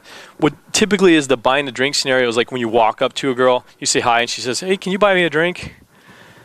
If it's not in that context, I think, it's okay. Especially, you look like a Greek Greek shipping tycoon. I'm sure you got lots of money. So, well, there you go.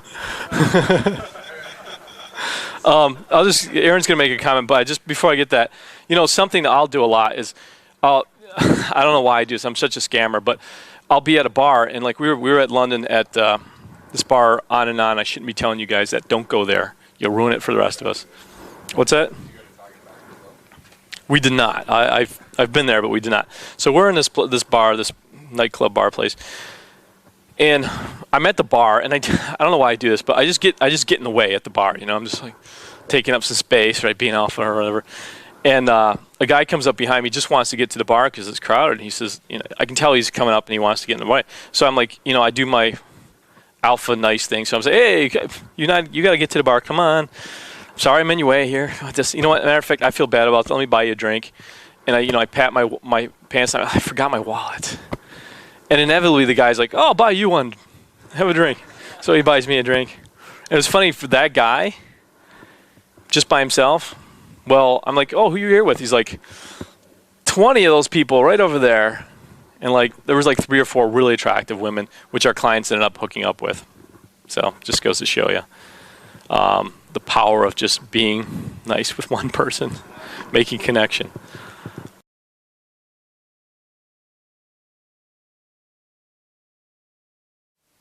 If she doesn't go along with the counter demand, and that happens a lot, because some of my demands, she's just not ridiculous, or she's not going to fulfill, right? She just drops it, right? I've just been smooth. How do you lead after that? I just go on and talk about other stuff. Yeah, I don't. It doesn't faze me. She says, "Can you buy me a drink?" I'm like, "Sure, I'll buy you a drink if you buy me a drink. I'd like this kind of drink." She says, "Oh, I don't. I'm not going to buy you a drink." I'm like, "Okay." So what it's like, I won't even next to that point. I'd probably stay in there because it's just a lot of girls. It's like a reflex. I don't take it personally. What I'm asking is how to kind of build rapport again after that. That's kind of, she's not taking the counter demand. That's kind of broken rapport for a little bit. So how do you? Yeah, it's broken rapport. I don't know if I have an answer for that. I don't know if I have an easy answer for that. I'll give you an example. We had a client. This is kind of off base from what you're talking about, but maybe this will give you sort of a hint. I was with a client this weekend. We did private instruction, and we were at a bookstore. And he goes up and he starts talking to these people. And interaction, it's kind of a little clumsy at first, as most interactions is. And then sort of gets in, they get a little hooked. And I'm talking to one guy about, he was going to Japan. We started talking about Asia, and I said, I've gone to China. And he's like, oh, what's China about? What was China like? He was suddenly interested in it. And I was like, yeah, it's cool. And I said, I actually did stilt walking for 2 weeks in China. And I started going into my, I have a little joke that I tell. I was like, yeah, I think I'm taller than most Asian people. I was like 10 feet. I started going into it. And somebody cut me off. I think the client and another guy sort of had a thing. So I just got totally cut off, right? And I couldn't go back to the joke. The vibe was lost. It was just gone, right? If I went back to the joke, it would suck. It wouldn't even be funny. So I just did this, what's called a cover. I just went, never try to tell that joke in Australia ever again. And then that got a laugh. So it kind of covered it a little bit. So I don't know if that says anything, but yeah. That's how you handle the questions. You don't know the answer. You just try to get them off on some other tangent, and they'll forget about it. You just use rapport techniques. That's all I can tell you. There's a lot of things that we can do. I don't think at that point you're blown out in the scenario you gave me. I think you're still in there. It's just, I think it's even in a sense. She made a demand, you made a counter demand. Neither of you went along with the deal. It's even. So I just think you just go back. I just go back and talk about other stuff. I don't think the rapport necessarily would be blown. But yeah. So, and sometimes I get bad reactions from people. Sometimes I try to do something that's not funny, and I'm like, I guess I'll never do that again. I just react to it, and then people, I think, understand that. And so there's a little bit of rapport gained right there, because everybody's had that feeling before. So, okay, we're limiting you to 2 questions per session, but go ahead. The most important thing is that you show that you weren't bothered by it. That, like, anything happens, anything goofy things happen out there. If you show like that was so important and the interaction is so important that it goes a certain way, that's just going to be bad. You always want to show, you want to roll with the punches and show the interaction doesn't mean so much that you want it to go a certain way. And if it goes badly, you don't really care that much. You're having fun. So you always want to wrap everything you do in just like you're enjoying it. Like if I have bad reactions from people, I like try to enjoy that as much as possible. Like that's the worst reaction I've got all day. I like that. I'm going to write that down. Keeping a journal. Right? Because you don't want things to go well. You want things to go bad. Things go well. That's not. I couldn't tell any of those stories. That would suck. You guys would be like, oh, all right, that's interesting. You know, you guys love the stories when shit happens, when I mess up. And people are like that. People like stories when you mess up. So I'll tell that to a girl. I'm like, yeah, I'm glad I messed that up. Let's be honest. I messed it up, and that gives me more to talk about. So you always just want to wrap everything as if you appreciate it. You are happy that happened. Okay, so rapport skills. Another thing is you want to mostly keep the interaction positive. You want to keep the conversation positive. A lot of guys get tripped up on this. A lot of people are just negative by nature. If you're negative by nature, I'd seriously think about changing it. Try to be more positive. If you're negative, you're just going to put across a negative vibe. She's going to take upon that negative vibe. And if she's negative, she's not going to take risk. Because only people who are having fun or in a positive mood take risks. People who are feeling negative feel guarded. You know, and it's a risk meeting a new guy, having a one-night stand with a guy, you know, going off and kissing in a corner, even giving a phone number is a risk to a guy. So you want her feeling free to take risks. The only way she's going to do that is if she's in a positive mood. Okay, so a lot of girls say things that are negative. Now, if you're positive, how do you deal with negatives? A lot of guys have problems with that. Well, if somebody's negative, you don't want to argue with them. You don't want to try to change their mind as much as possible. You want to always go with. This is like judo. This is not karate. So, if she says, for instance, that she's upset because of the traffic, she's like, oh, the traffic's so bad. You agree with her. You're like, yeah, traffic sucks. But then you just presume the opposite. If somebody feels that traffic sucks, I presume they like riding bicycles. And I'll just say, yeah, that's what's great about like where I'm from. We can ride bicycles. I ride my little scooter downtown every day. It's like I like living close like that. So I'll just presume the opposite. And that's a conversational technique that'll sort of put you back on a positive note.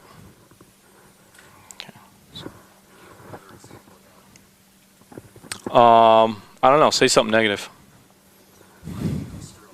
You guys try it. Okay. I can't understand the way these people talk about that. I can't understand the accent. Okay. Well, okay, you can't understand. That's a great example. So I'll say, you know what? I travel so much. I have the same problem. Like wherever I go, I can't understand people sometimes. Like I was in Italy and like my girlfriend had her bag stolen, and we went to go to and I didn't even know how to tell the cops that it was like we had our bag stolen. It was like it was really tough. But we did meet a cab driver who was very helpful, point us to the U.S. Embassy. And it's funny because I've never been like in an embassy. And so like that was actually a positive experience because I went there and I've never been there. And I've like got that whole like experience with, you know, super tight security and you feel like you're in an espionage movie. So, okay, so what I did is I started with your negative and I took it in a positive direction. I didn't exactly do the same technique with flip-flopping it, but a similar technique. So the important thing is that you start, you know, it's like a jigsaw puzzle, right? She gives you this weird end, right?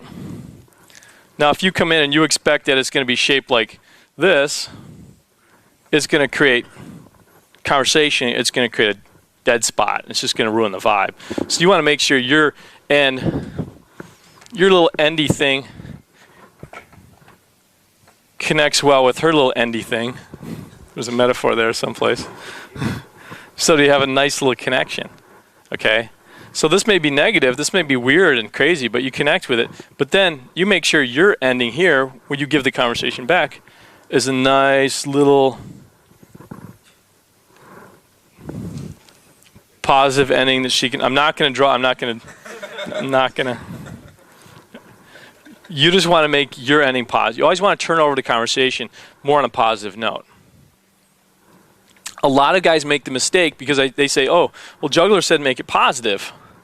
So they make the mistake of trying to force her to be positive, which you don't want to do.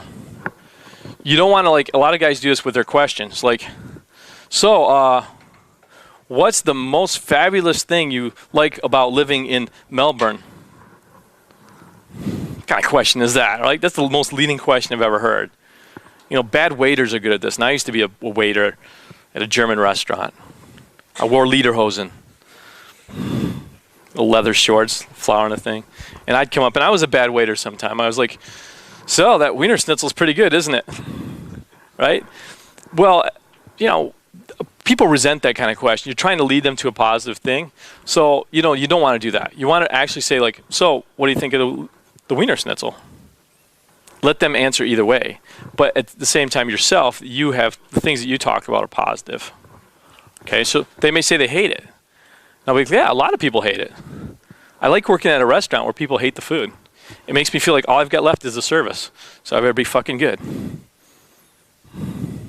And I got to tell you, if you're wearing lederhosen, you will get little old ladies trying to pinch your butt a lot. So be careful of that. Okay, so that's a rapport technique. Keep it positive.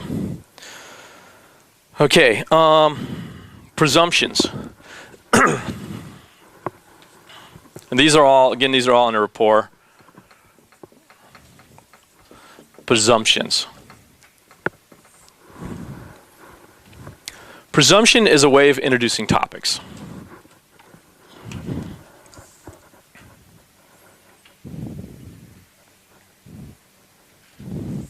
Some people introduce topics. Like if I was in a bookstore, I wouldn't say to a woman,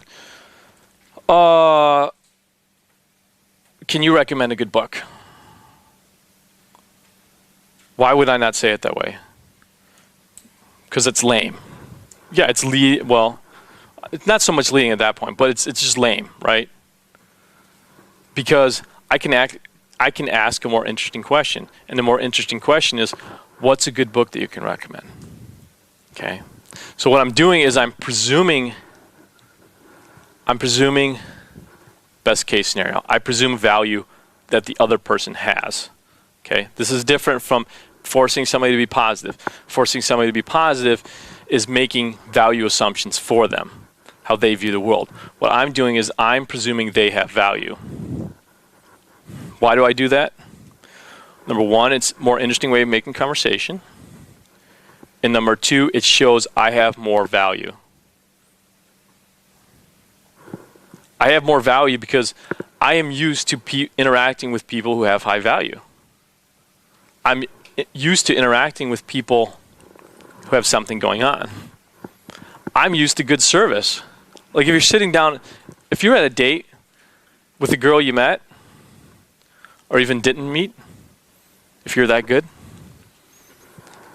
you know, the waiter comes over, you don't say, can you make this dish with olive oil? Can you make it vegetarian? No, you say, I'd like this dish vegetarian with olive oil. You make the presumption that they can carry out that service. They can do that for you. That shows high value. You know, Donald Trump doesn't go around asking for, can you do this? He just presumes you can, that you will fulfill his request. Okay? Same thing.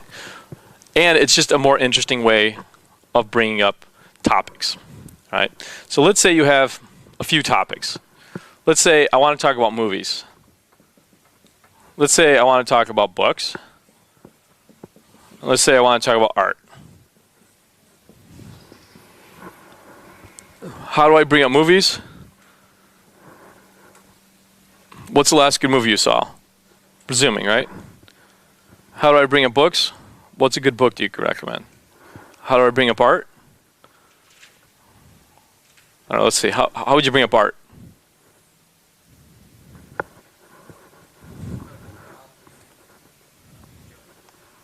Good. That's great. What kind of art do you enjoy? I like a favorite one. I'll say, what kind of art do you make?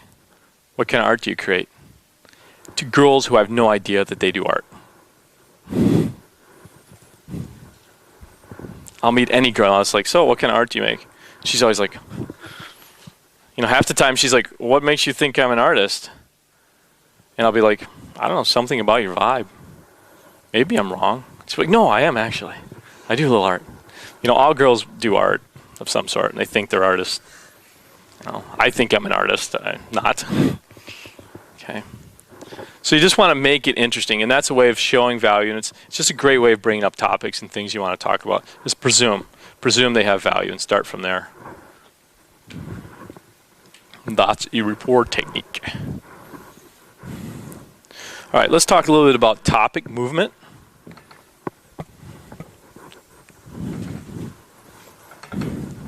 All right, topics. Think of topics as columns. All right?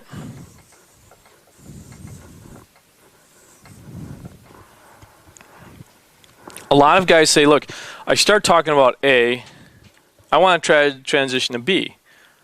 How do I do that? Well, my question is, why do you want to transition to B? Well, I want to talk about something different. I just can't talk about the same topic. I'm like, yeah, of course. That makes sense. But the problem with transitioning is that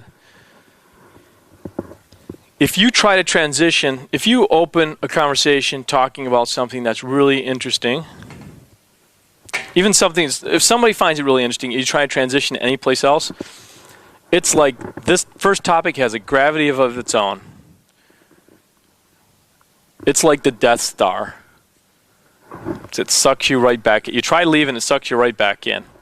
Right? Because if you try and transition, that new topic is too different from the old topic. Or is not different enough from the old topic, so it'll just go back to the old topic because it feels like that. And so you'll never be able to go on beyond it. That's something we experience. So I will say don't transition. You should be able to bring up any topic. Any topic. Well, you're going to say to me like, well, that seems weird, Wayne. That seems really odd if I just bring up shit out of the blue. Well, it is really odd. If you do not have some sort of thing that's common from each topic. What is that thing? What is that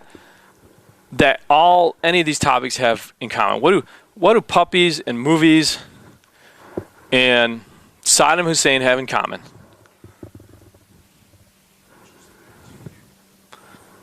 I like that word. You. Right? These are topics. You have different topics in your conversation. But once you make that first transition that we talked about earlier, it'd be really cool if I had it on the back. So I just whipped it over.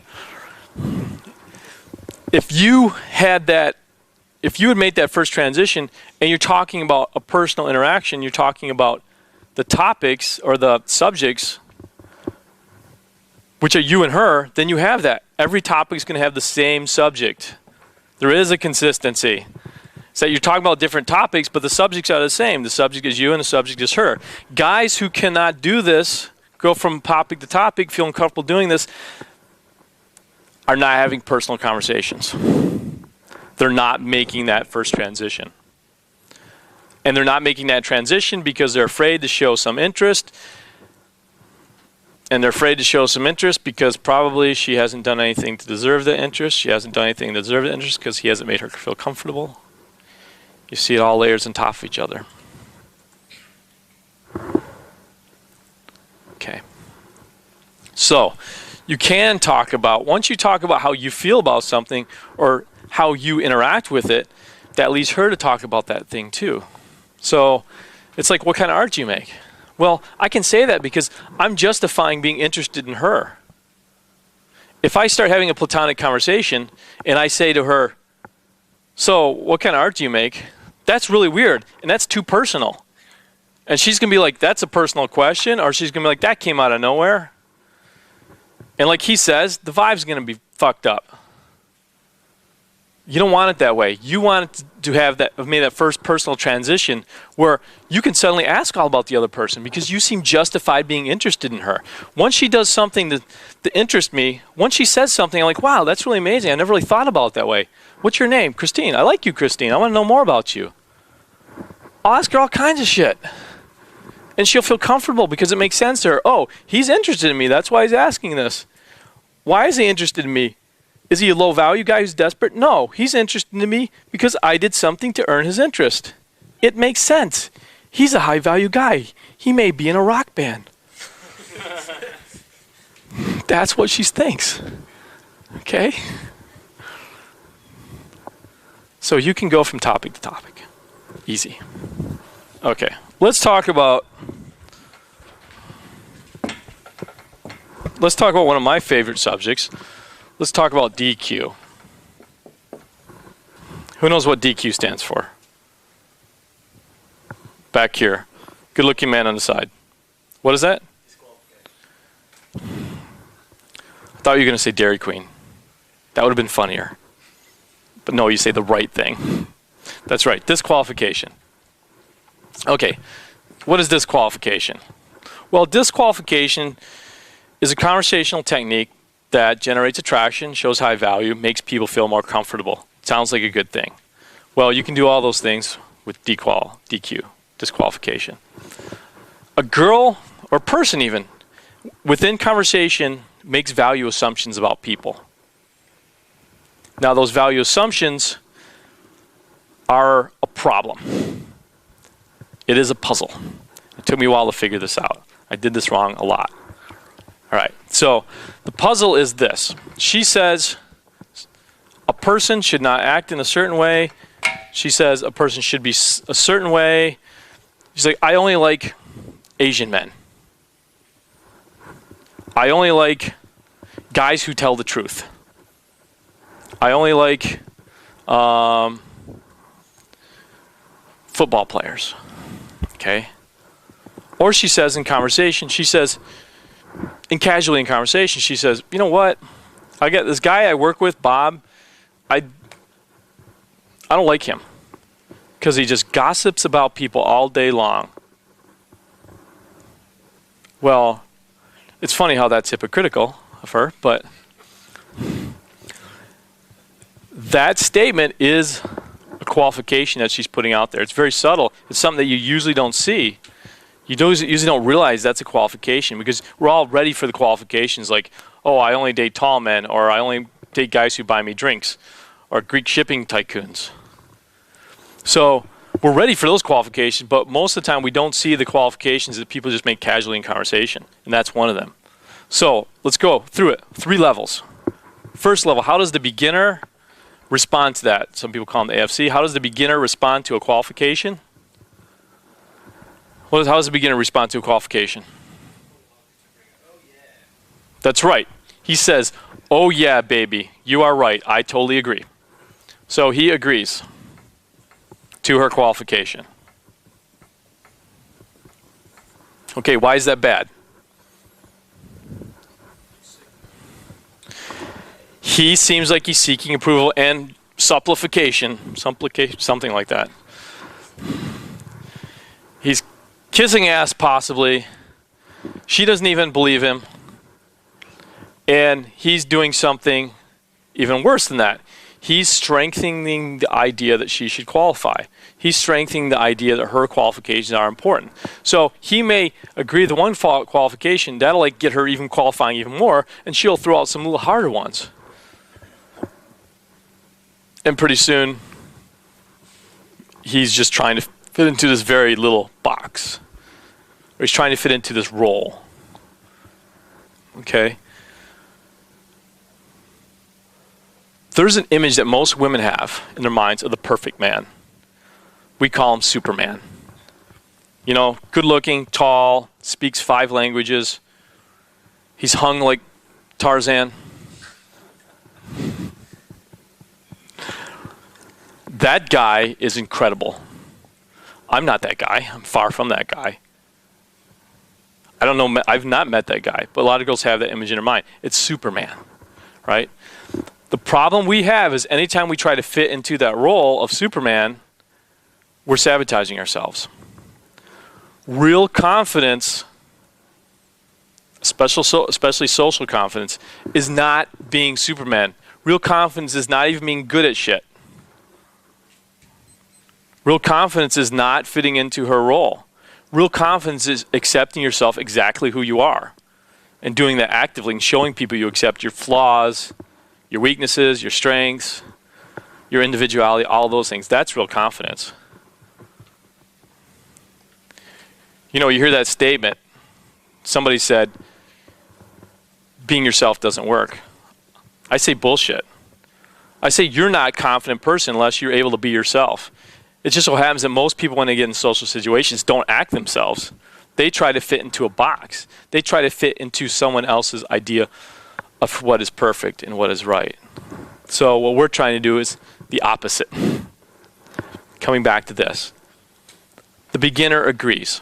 That's bad. He's trying to fit into her qualifications. He's strengthening the idea of qualifications. Now, what does the guy who has more experience do? What does he do? Well, I'll tell you what he does. He does the opposite. He disagrees. He may even do it in a funny way. Who knows?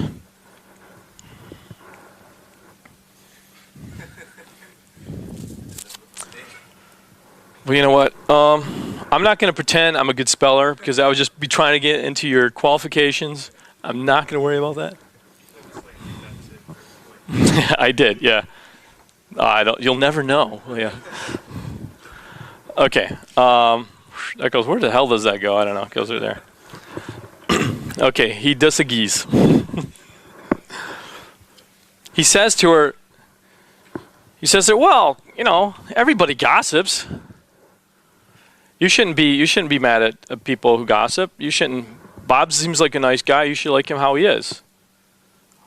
I like Bob. Most people like Bob. Well, what is wrong with disagreeing?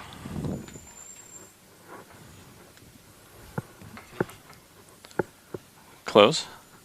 What's wrong with disagreeing is you still have the same problem. You're saying her qualification is so important. You want to make sure she has the right one. That's still a problem. You're saying her qualification is important. You don't want to do that. You don't want to say, I should rephrase that. You don't want to say her qualification, that you fitting into her qualification is important. This guy wants to say, no, I want to fit in your qualification, so I want to make sure you have the right one. This guy is still trying to fit into her world. What is he doing? He's trying to change her world a little bit so he can fit in it. That's a mistake. Number 3.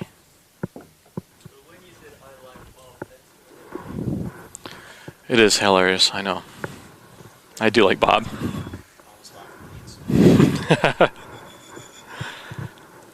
Okay, so what is a disqualification? A proper disqualification. A lot of guys don't understand this.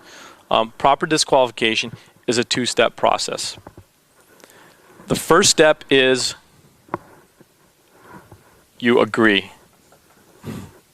Sounds just like the number 1, doesn't it? You agree. That's the first part. Think of that as A. A, you agree. You say, you know what? Gossiping is bad. People should not gossip. Totally agree. All right. And then part B is whatever the bad category is, you claim to be in it. You put yourself in it. You say, you're right, gossiping is bad, people should not gossip. And I'm bad as well. I can't help it. I gossip with my neighbor. My neighbor next door, he's like 70 years old, and we sit across in the fence, and we talk shit about the old ladies in the neighborhood. That's what I do. Just can't help myself. All right. So you agree, and then you DQ. It sounds a little redundant, but there you go. You agree with her qualification. Always agree. Never disagree. Always really agree. She's probably right, for God's sakes. But then just put yourself in the bad category. And as you're in conversation, listen for those qualifications, those value judgments that people make about other people, and then use that. It's a real opportunity there. If I hear somebody say something's bad, I'll immediately say, I'm that. And that shows I'm not trying to win their approval. It shows I'm not trying to win their value. And amazingly enough, it also makes them more comfortable. It makes them feel more comfortable and like they can be themselves. And that's what I really want. I want her feeling comfortable. She can act like herself. She can put herself out there so I can find stuff so I can justify escalation. Saying. There's two ways of DQing in general, okay? There's the way that you're really serious. Like if a girl says to me, wow, you know, I got to tell you, I broke up with my last boyfriend because he just couldn't tell the truth. Right? The tendency for me is to say, yeah, that's bad, and you know, people should be more truthful. Well, that's a mistake. I want to say, yeah, you're right. That's a bad thing. And you know, I've had my times where I haven't been exactly truthful. I want to be a more truthful person. That's disqualification. That's a serious, real disqualification, and those things come up. Now, there's other times, like the gossiping thing, that what you're doing there is you're being truthful, okay? You're adding on a little bit of joke, a little bit of humor, in a sense, but I think that she understands you're kind of kidding around, okay? And the fact is, that's the same. Her qualification is the same thing, right?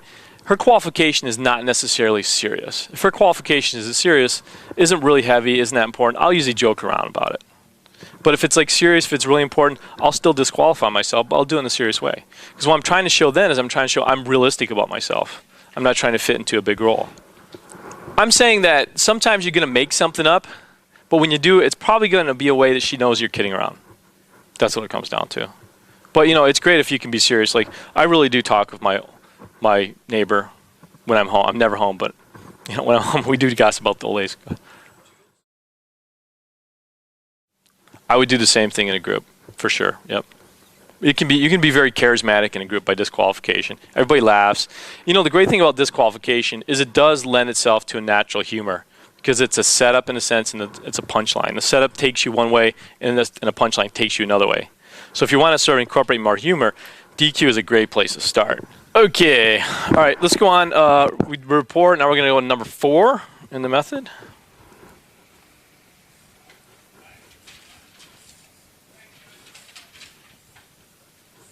Now we touched upon this earlier. This is information gathering stage. This is the most controversial stage. Information gathering. I believe that a lot of guys go into interactions blind. They go into interactions and she knows that they're blind. She doesn't trust that they can escalate. A lot of the women, they're just tired of guys who can't escalate. And if she feels like, whoa, he doesn't know the information to escalate, she won't commit to it. She'll be like, I'm going to waste my time with this guy. So a lot of times what happens is you find out the raw information, the important things. He's like, he can escalate because he knows what's going on. So she'll put more into the interaction, and you can start to build that up. Okay, so what do I mean by information? Well, you're going to gather information depending on your situation. It's not an easy question to answer. All right. And I do put it number 4 on the list, but that does not mean that you're going to not gather information up here. Like we talked about, you know, you start a conversation off in the bookstore. Yeah, you say, oh, who are you here with? It seems like an innocent question, but you're really gathering some information so you can go forward. They are linear, yeah. It's a Zen thing. It's true, but not true at the same time. Okay. So, information. What information are you going to gather? Well, let's say I meet a girl in the club. I'm going to say who you're here with, right? I need the information. I need to go meet her group, so I have to know who her group is. I'll find out how do they know each other. What's kind of the dynamics that are going on? Is this a birthday party? Is it a wedding party? Are we wedding crashers? Are these just friends after work? Knowing that sort of thing gives you more power in the interaction, because you can use your judgment to make proper decisions. You can sort of steer the interaction in a different direction. Okay. Now, let's say you're going you want a one-night stand. Let's say, hey, I met this girl in a club. I think this might be a one-night stand. What questions are you going to ask? What information do you need? Well, you need, who did you come here with? What's your driving situation? What do you have to do next morning? Do you have to be at work early in the morning? Those sort of things are important, so you can sort of steer the conversation and interaction where you're going. Now, this is going to surprise some of you, but if I am going to number close, if I'm going to get a phone number with a woman, I will always ask, what's your relationship situation? I've learned the hard way to ask this question. And the reason I ask this is because if she likes me, she will not tell me she has a boyfriend. If she doesn't like me, she will tell me she has a boyfriend. None of that is useful to me because none of that is based on the truth. It's true. It's not based on the truth. Okay. I don't want to know what she wants me to hear. Women will, in some instances, in a lot of instances, they will like you for the night. And they'll say, yeah, I'm totally single. Now, that's fine if you're going to go one night stand. You don't really care. But if it's a number close situation, or you end up you end up having to get forced to get a phone number, that will bite you in the ass. That'll come back to haunt you. Let's say scenario is she lives with her boyfriend. Okay, the night she will say stuff at the bar. She'll say she'll like you, she's into you, she's totally single, but she lives with a boyfriend. She will say that.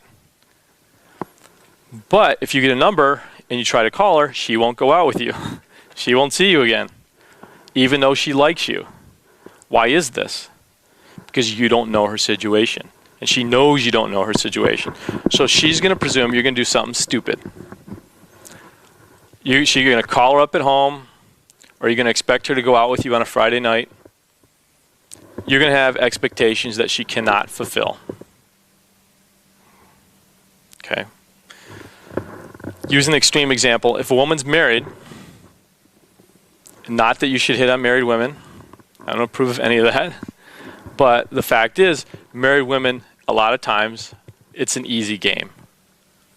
And that's because you realize how it works.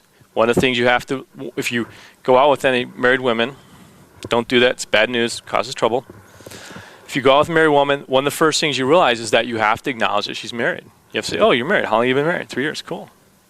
You have to be open and you have to be cool with that. But she has to know that you know. Because she has to have faith that you're not going to do something stupid. Right? You're not going to go have expectations that she cannot fulfill. She'll be your lover. She'll cheat it with you. But she can't be your girlfriend. She can't start a relationship with you. She knows this. And so if you come with the presumption that is misguided, that is wrong, you don't find it out, then it will bite you in the ass. She won't commit. Now, it's different. If the situation is she's visiting from out of town, she's from Sydney, you're in Melbourne. Melbourne? Got to work on that Australian accent.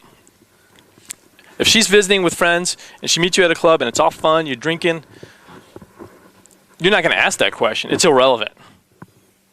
You know, you might. If she was married, you might acknowledge that. That's probably a good thing to do. So she knows that you're not going to pursue her. But the fact is, you know, here or in Las Vegas, for God's sakes, where every woman is going to hook up. You know, we ran a workshop in Vegas last weekend. I'm almost ashamed of it. Don't get me wrong, we did a great job. The guys had fun. It's too easy in Vegas.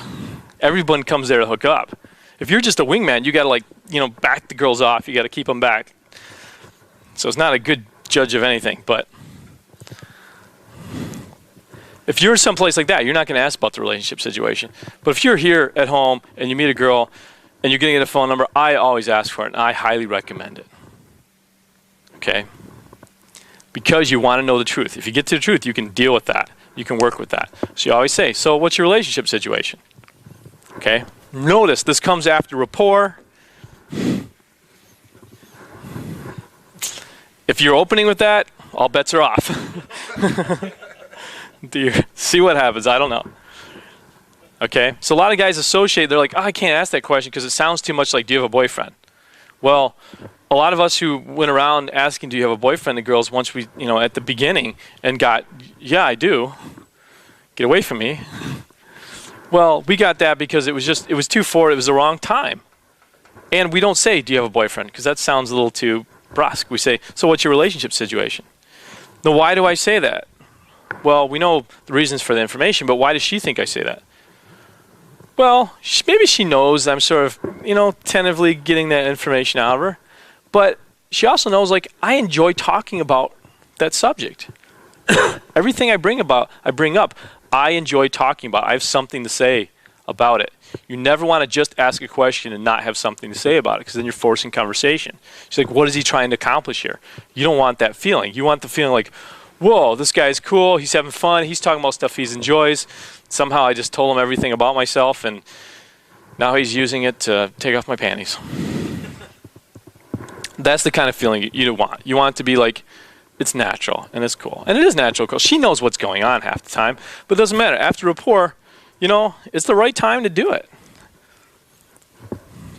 Okay, so how do I bring that up and how do I talk about it? Well, I say, what's your relationship situation? What I want from her is to present her relationship.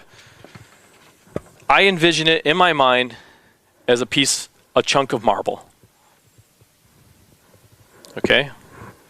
It's a meter square chunk of marble.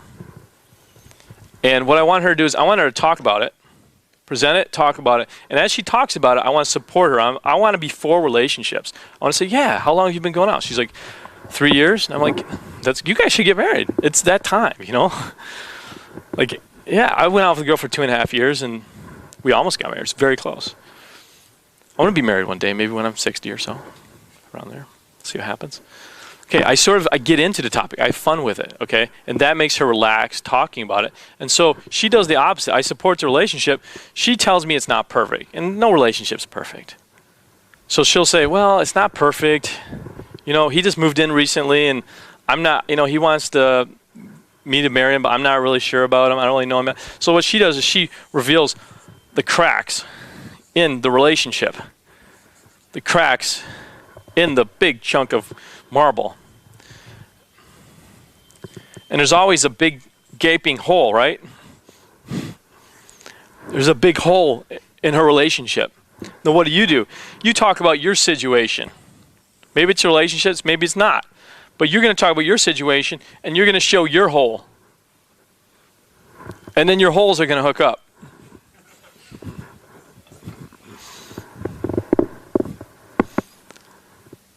So she's going to say it's not perfect. And you're going to say, okay, I also have, if I have a relationship, it's not perfect either. If I'm going out, you know, obviously that's a possibility.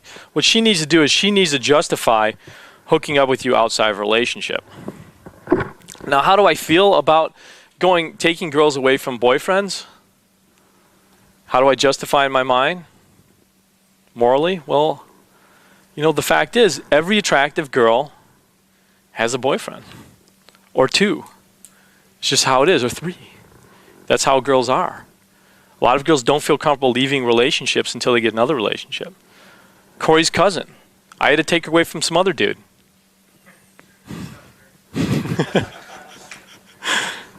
Cal, I remember him. Or I never actually met him, but I got his Christmas presents that year.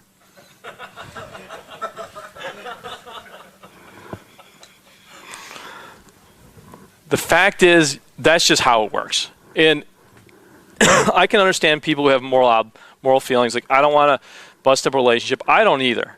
I'm for relationships. But I just know that most relationships people are in, say most, I'd say half, are not healthy. They shouldn't be in them. They should be with one of you guys. That's how I view it. Because they're so much cooler than most people, most guys. So that's how I justify it. Now, how I get her talking about it is I just talk about relationships. I show that I'm interested in the topic. I talk about myself. I use the I perspective, not the God perspective. That makes her feel more comfortable. She reveals the information. Once she reveals the information, then she knows that I know that if she does hook up with me, she's just not cheating on her boyfriend. She feels like she gave me the justification, so I won't think there's something bad about her. Now, if she didn't do that, she won't hook up with me because she feels like, oh, if I hook up with him, he's going to think I'm just cheating on my boyfriend. I'm a horrible person. I need to give him my excuse for hooking up with him. She needs to do that psychologically, so keep that in mind. Okay, so I always do that on a number close, phone number close. Just how it works. I was in you get your question. So I was doing this. I was doing promotional stuff for the show that I do to teach kids good character, which, as I mentioned, some people find that ironic coming from me. But I was there promoting it, and there was a really attractive woman who was there selling copiers or something. And my friend who was with me, John, he's like, hey, pickup artist. You know, he has no respect for Juggler. He doesn't care. He's like, hey, you think you're a pickup artist? Go pick up that chick. And I'm like, John, it doesn't work that way. You just can't demand. He's like, no, go pick her up. Go. He's like, you got that 3-second rule, right? 3 seconds. I'm like, no, it doesn't. So, you know, I went over there kind of nervous because he's fucking making me nervous. Go over and start talking to her. Right away, she's like, has the wedding ring on. I'm like, oh, you're married? She's like, yeah. And then she changes the subject immediately, which in your mind, you're like, oh, well, if she was happily married, she'd be talking about it a lot, right? So we kind of talked about it some more and arranged to go out for lunch, which usually lunch dates suck. Avoid those, but went out to lunch. And during lunch, I was talking, she asked me about my relationship, and I said, well, I just wasn't happy, the last one I got out of. And she said, I know what you mean. And once she said that, I like, aha, okay, it can happen. So I pursued her at that point. It didn't work out. I messed it up, or her conscience got the better of her, which is probably good. But I did mess it up later. And I don't pursue married women anymore, so that's good. I don't know where I'm going with that story exactly.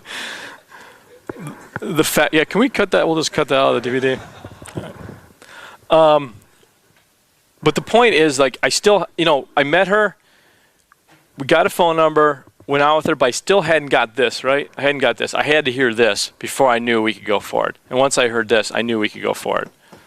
We could go make out in her Jeep once I heard this.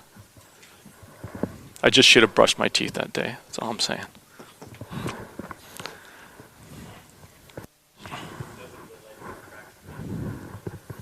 Yeah, that happens. Like, that's the situation I just described. She didn't really tell me that, you know. So it's a case-by-case basis. If you feel like, okay, she's not relating, maybe the situation is she doesn't want to talk about it in depth. You know, this happens, you know, concurrently with this, okay, this method, there's also other stuff going on. There's other escalations. We can't put every escalation here because some things depend on your situation. You know, this usually, you start to get more in this when you're, what we call isolated, when you're by yourself with her. You know, she's going to feel more free to, like, share some of that information. So if you're not, like, I wasn't really, because I just couldn't in the situation. She's not necessarily going to go in depth, but I knew there was something there. So I think, oh, okay, I can pursue this a little further, and then something will come out. So that's how I felt. All right. We're going to go on to the next step. This is my personal favorite step. This is the second to last step. Number 5. We call this SOI. All right, who can tell me what SOI stands for? Raise your hand if you can tell me. Right here. Statement of intent, that's right. Good job. Statement of intent. It's an acronym. Some people say it's geeky. I agree. Statement of intent or show of interest. All it is like, this is my intention for the interaction. And you're trying to show that this is your intention. Because the fact is that the reality is most guys don't show this. And then so a girl wonders, like, what does he want of me? You ever had that experience where you try to get a girl's number? You say, oh, give me your number. We should hang out sometime. And she says, what for? A lot of guys take that as a diss. A lot of the guys like, oh. And you're like, you know, you're trying to protect your ego. So you're like, yeah, just as friends, you know, hang out, go see a movie, hang out. Just that's all. I have no other agenda here. Okay. That's a great ticket to the friend zone. Well, we don't want to do that. We want to say, as early as possible, my expectation for this interaction is that it's sexual or romantic. Because you're wasting time if you don't. And you're going to go down some paths where you're just like going to end up being, what's it called, blue balls? Yeah, you're going to get blue balls. you're going to be just frustrated. So you don't want to do that. You want to get it out as soon as possible. This is my idea of what the interaction going forward is. Think of an SOI. An SOI sounds like a compliment, okay? It's not a compliment. It's a, give me a sheet of paper, please. Okay, nice rip. Okay. It's not a compliment. It's a contract. It's like, I expect the interaction going forward is one where it's sexual and I'm interested in you sexually, and if you're not interested in me sexually, then that's it. You know, I'll leave, whatever. Here. And when you get the SOI, it's like, here's a contract. Take it or not. We'll decide what you're going to do. You know, we have a phrase in America, I don't know if you have this here, it's shit or get off the pot. That's shit or get off the pot. If you're in poker, it's the time that you lay down your hand. It's like you played your hand, see where it goes. Either win or lose. This is the time. You got to step up. All right? A lot of guys don't want to do SOI because they feel like they're putting themselves out there. And it is putting a little bit of yourself out there. But there's a time and a place for it. How exactly do you phrase an SOI? Well,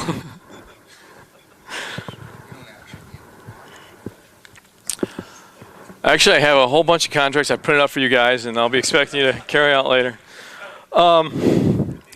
You don't actually print up a contract. A great SOI, let's say you've been talking to a girl for 15 minutes. You say to her, wow, I just realized something. Not just are you sexy, but you're a great conversationalist. And then if you want to add a little joke on that, you say, but don't get a big head. Don't get cocky on me about it. Right? A good SOI, let's say beginning, an effective SOI is you say sexy or attractive plus some sort of compliment, if you want to call it that, some sort of reward for some behavior that she's done. Okay, sexy plus compliment equals SOI. So we want to say to a woman that we find her sexy. Why do we want to say that? Because we want her to know that we're sexually attracted to her. If she doesn't like that, she'll leave. She'll back out of the interaction. If she does like that, she accepts that, then it's all good to go. The reason we move past it, we move past the sexy part. We say, wow, I just realized not just are you sexy, but you're funny. You make me laugh. So that she can respond to that, because it's just easier for her to respond to that than it is the sexy. If somebody tells you you're sexy, you like lock up. Oh, okay, thanks. You know, you don't know how to act. So we just try to make it easy and smooth by moving past it a little bit. And you can even move further past that by putting on a little joke. Okay, so that's an effective SOI, and that's how we usually structure our SOIs. You could just say you're sexy. If you are okay with getting an unusual or an unexpected reaction. It may even be better that way. But for right now, most people are better off just sticking with the structure we give you.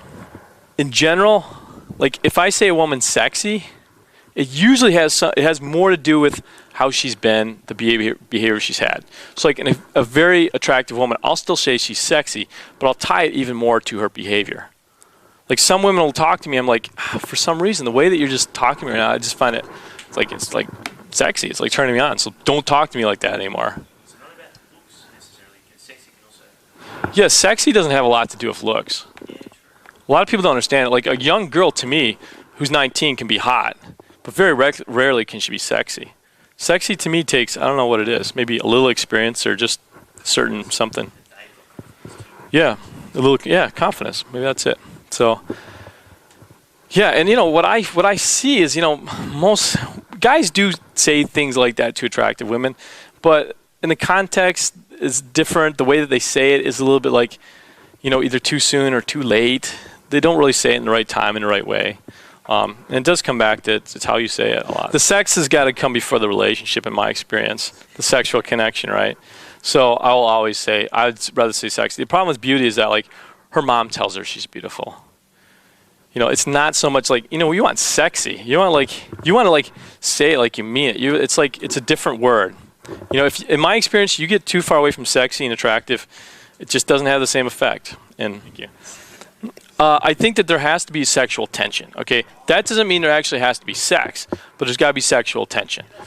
I've taught some guys who are devout Christian these concepts, who do not want to sleep with girls who they're not married. But I'll say you still have to develop that sexual tension. And I explain to them sexual tension isn't necessarily about sex, but it's about that like chemistry you have that's really, really physical, and it's, you know, it's about like, you know, heat and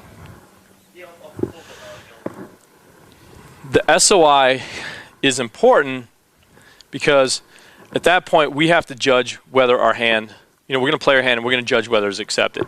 So after we SOI, we just do a little rapport, go back into a little rapport, talk about, you know, travel or puppies or whatever you want to talk about.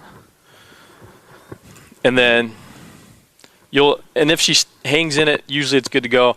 If she doesn't, you'll feel her pull back out of the interaction, and you'll save yourself a lot of time. Okay? If your SOI is not accepted, in my opinion, most of the time it's because you haven't done, you're in your head with the rapport, you don't really have rapport, or you haven't found out the right information. And she thinks you're a blind driver. That's usually why SOIs don't get accepted. Very rarely does an SOI not get accepted because a girl isn't attracted to a man. In my experience, guys will much more often SOIs get rejected when the girl is attracted to the guy, but he's just fucked up this other stuff. The SOI is a very strong thing. And the SOI works best when this part, the second part, is really something she's actually done. She's actually deserved. We had a client who, we were in Dallas, and he met this girl who used to be a maid. And she was talking about, I think she was talking about how well she made beds or something like that. And he says to her, they got further into the conversation, further into interaction, and he says to her, wow, I just realized, not just are you sexy, but you can make a really good bed. And it was the funniest SOI I've ever heard. I fell on the floor.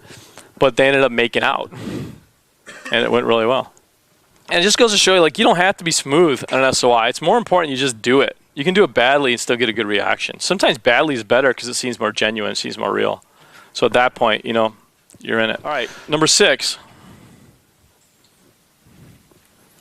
This is the most boring step in the whole thing. Okay.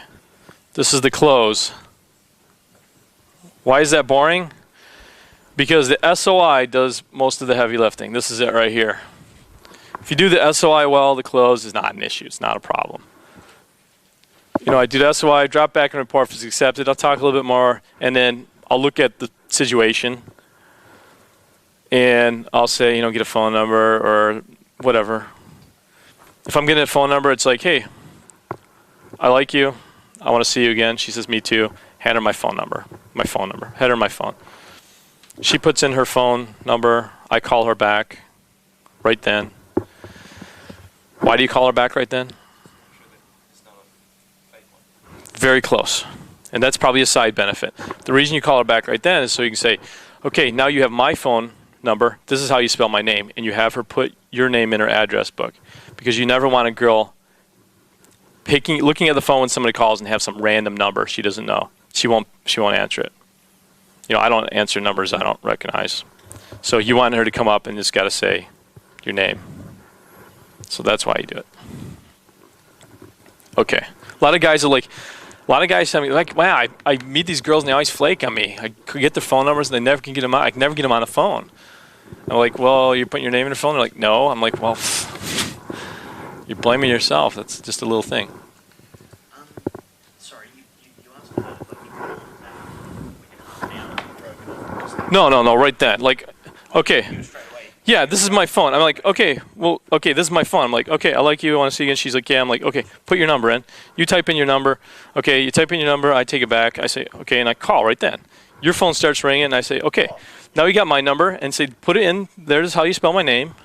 And just make a really deliberate point of making sure she has your number in her address book. A lot of guys say, like, when do I call? I hear that question a lot. Okay, the 2-day rule, the 1-day rule. there's a better rule than how many days. This is the rule. Call on Sunday. Try to call on Sunday. If you meet a girl on Thursday, call on Sunday. Meet a girl on Friday, call on Sunday. Saturday, Sunday. If you meet a girl on Monday, then you're on your own. Figure that out.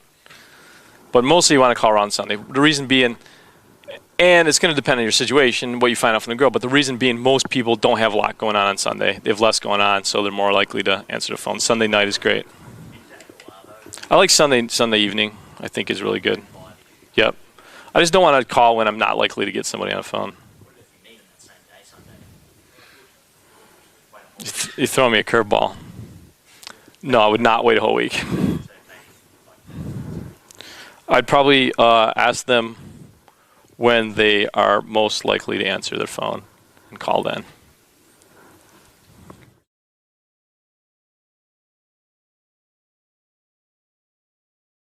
Always leave a message. All right. Next question. Okay, why do you always leave a message? Well, that's because she's going to know you called. And it's really weird if she sees that you called and you didn't leave a message. A lot of guys used to do, I don't know if you guys have this here, like caller, they block their caller ID. You don't want to ever do that because if she answers and you're blocking your caller ID, you look like a stalker, in my experience. I always leave a message. The message is pretty much the same. It's always like, hey, so-and-so, it was nice meeting you the other day. This is, Wayne, and I'll try you back later. Or just call to say hi, or just call to tease you about so-and-so. Throwing a joke is always good, but then I will always say, I will call you back. Never say, call me back. If you say, call me back, and she doesn't, you're screwed, right? For one, you're waiting by the phone. Like, call me back tonight. If she doesn't call you back tonight, you're like, oh, should I call her or not call her? If I call her, I'm looking like I'm weak, right? So always say, I will call you back. Don't have the expectation she'll call you. Well, I have to say I'm not the most qualified person with the text message. I can barely operate a phone. So I'm not really the person to ask that. I will say, like with email and those sort of things, try to make it as short as possible. You want to... the problem with email, like I'll just say email, okay, maybe this applies to text as well, is that a guy will email a girl back and he'll be like, I'll be like, oh, well, what was your email? He's like, well, he'll say, I didn't get this girl out. Was there a problem with my email? I say, what did you email? He said, well, I wrote the perfect email. I threw a little cocky and funny in there. I did a little of your stuff. I SO'd. I was really funny. But I didn't show too much interest. I'm like, great. How many pages was it? He said, oh, 3 or 4. I'm like, that's way too heavy. That's too much interest. Like it's just the volume of words is way too much. So I always tell guys, if you're going to email, 2 or 3 lines max. So I like to keep the same thing. Like, this is so-and-so. I like meeting you the other day. I like to throw a little bit of SOI in there, and then like I try to say, let's talk on the phone. A lot of times, let's say a girl is in a situation, maybe she lives with her boyfriend, or maybe you meet a girl who, for whatever reason, doesn't live around here, or is out of town. Sometimes an email can be better, but you can get both. But a lot of times, I'd rather email somebody. With me, I'm not so much into games so much anymore. But with traveling a lot, if I meet I meet friends on the road and stuff, I'd rather have an email in most cases because it's easier to stay in touch because I travel so much. So depends on you and the girl, the situation. Now, if you're going to go, there's different kinds of closes. There's instant date close. You meet a girl in the club, you say, let's go. You talk to her for a while, you SOI, things are going well. You say, let's go over across the street and have ice cream. Then maybe you say, let's go back to my house and check out the fish. Anything like that. So there's all different types of closes, not just a phone number close. I think that, and what I said before is that, your personality, you shouldn't set your personality aside. A lot of guys do that. They set the personality aside and they think, oh, I'm going to adopt the method, which never really works. You have to sort of make the two coexist as much as possible.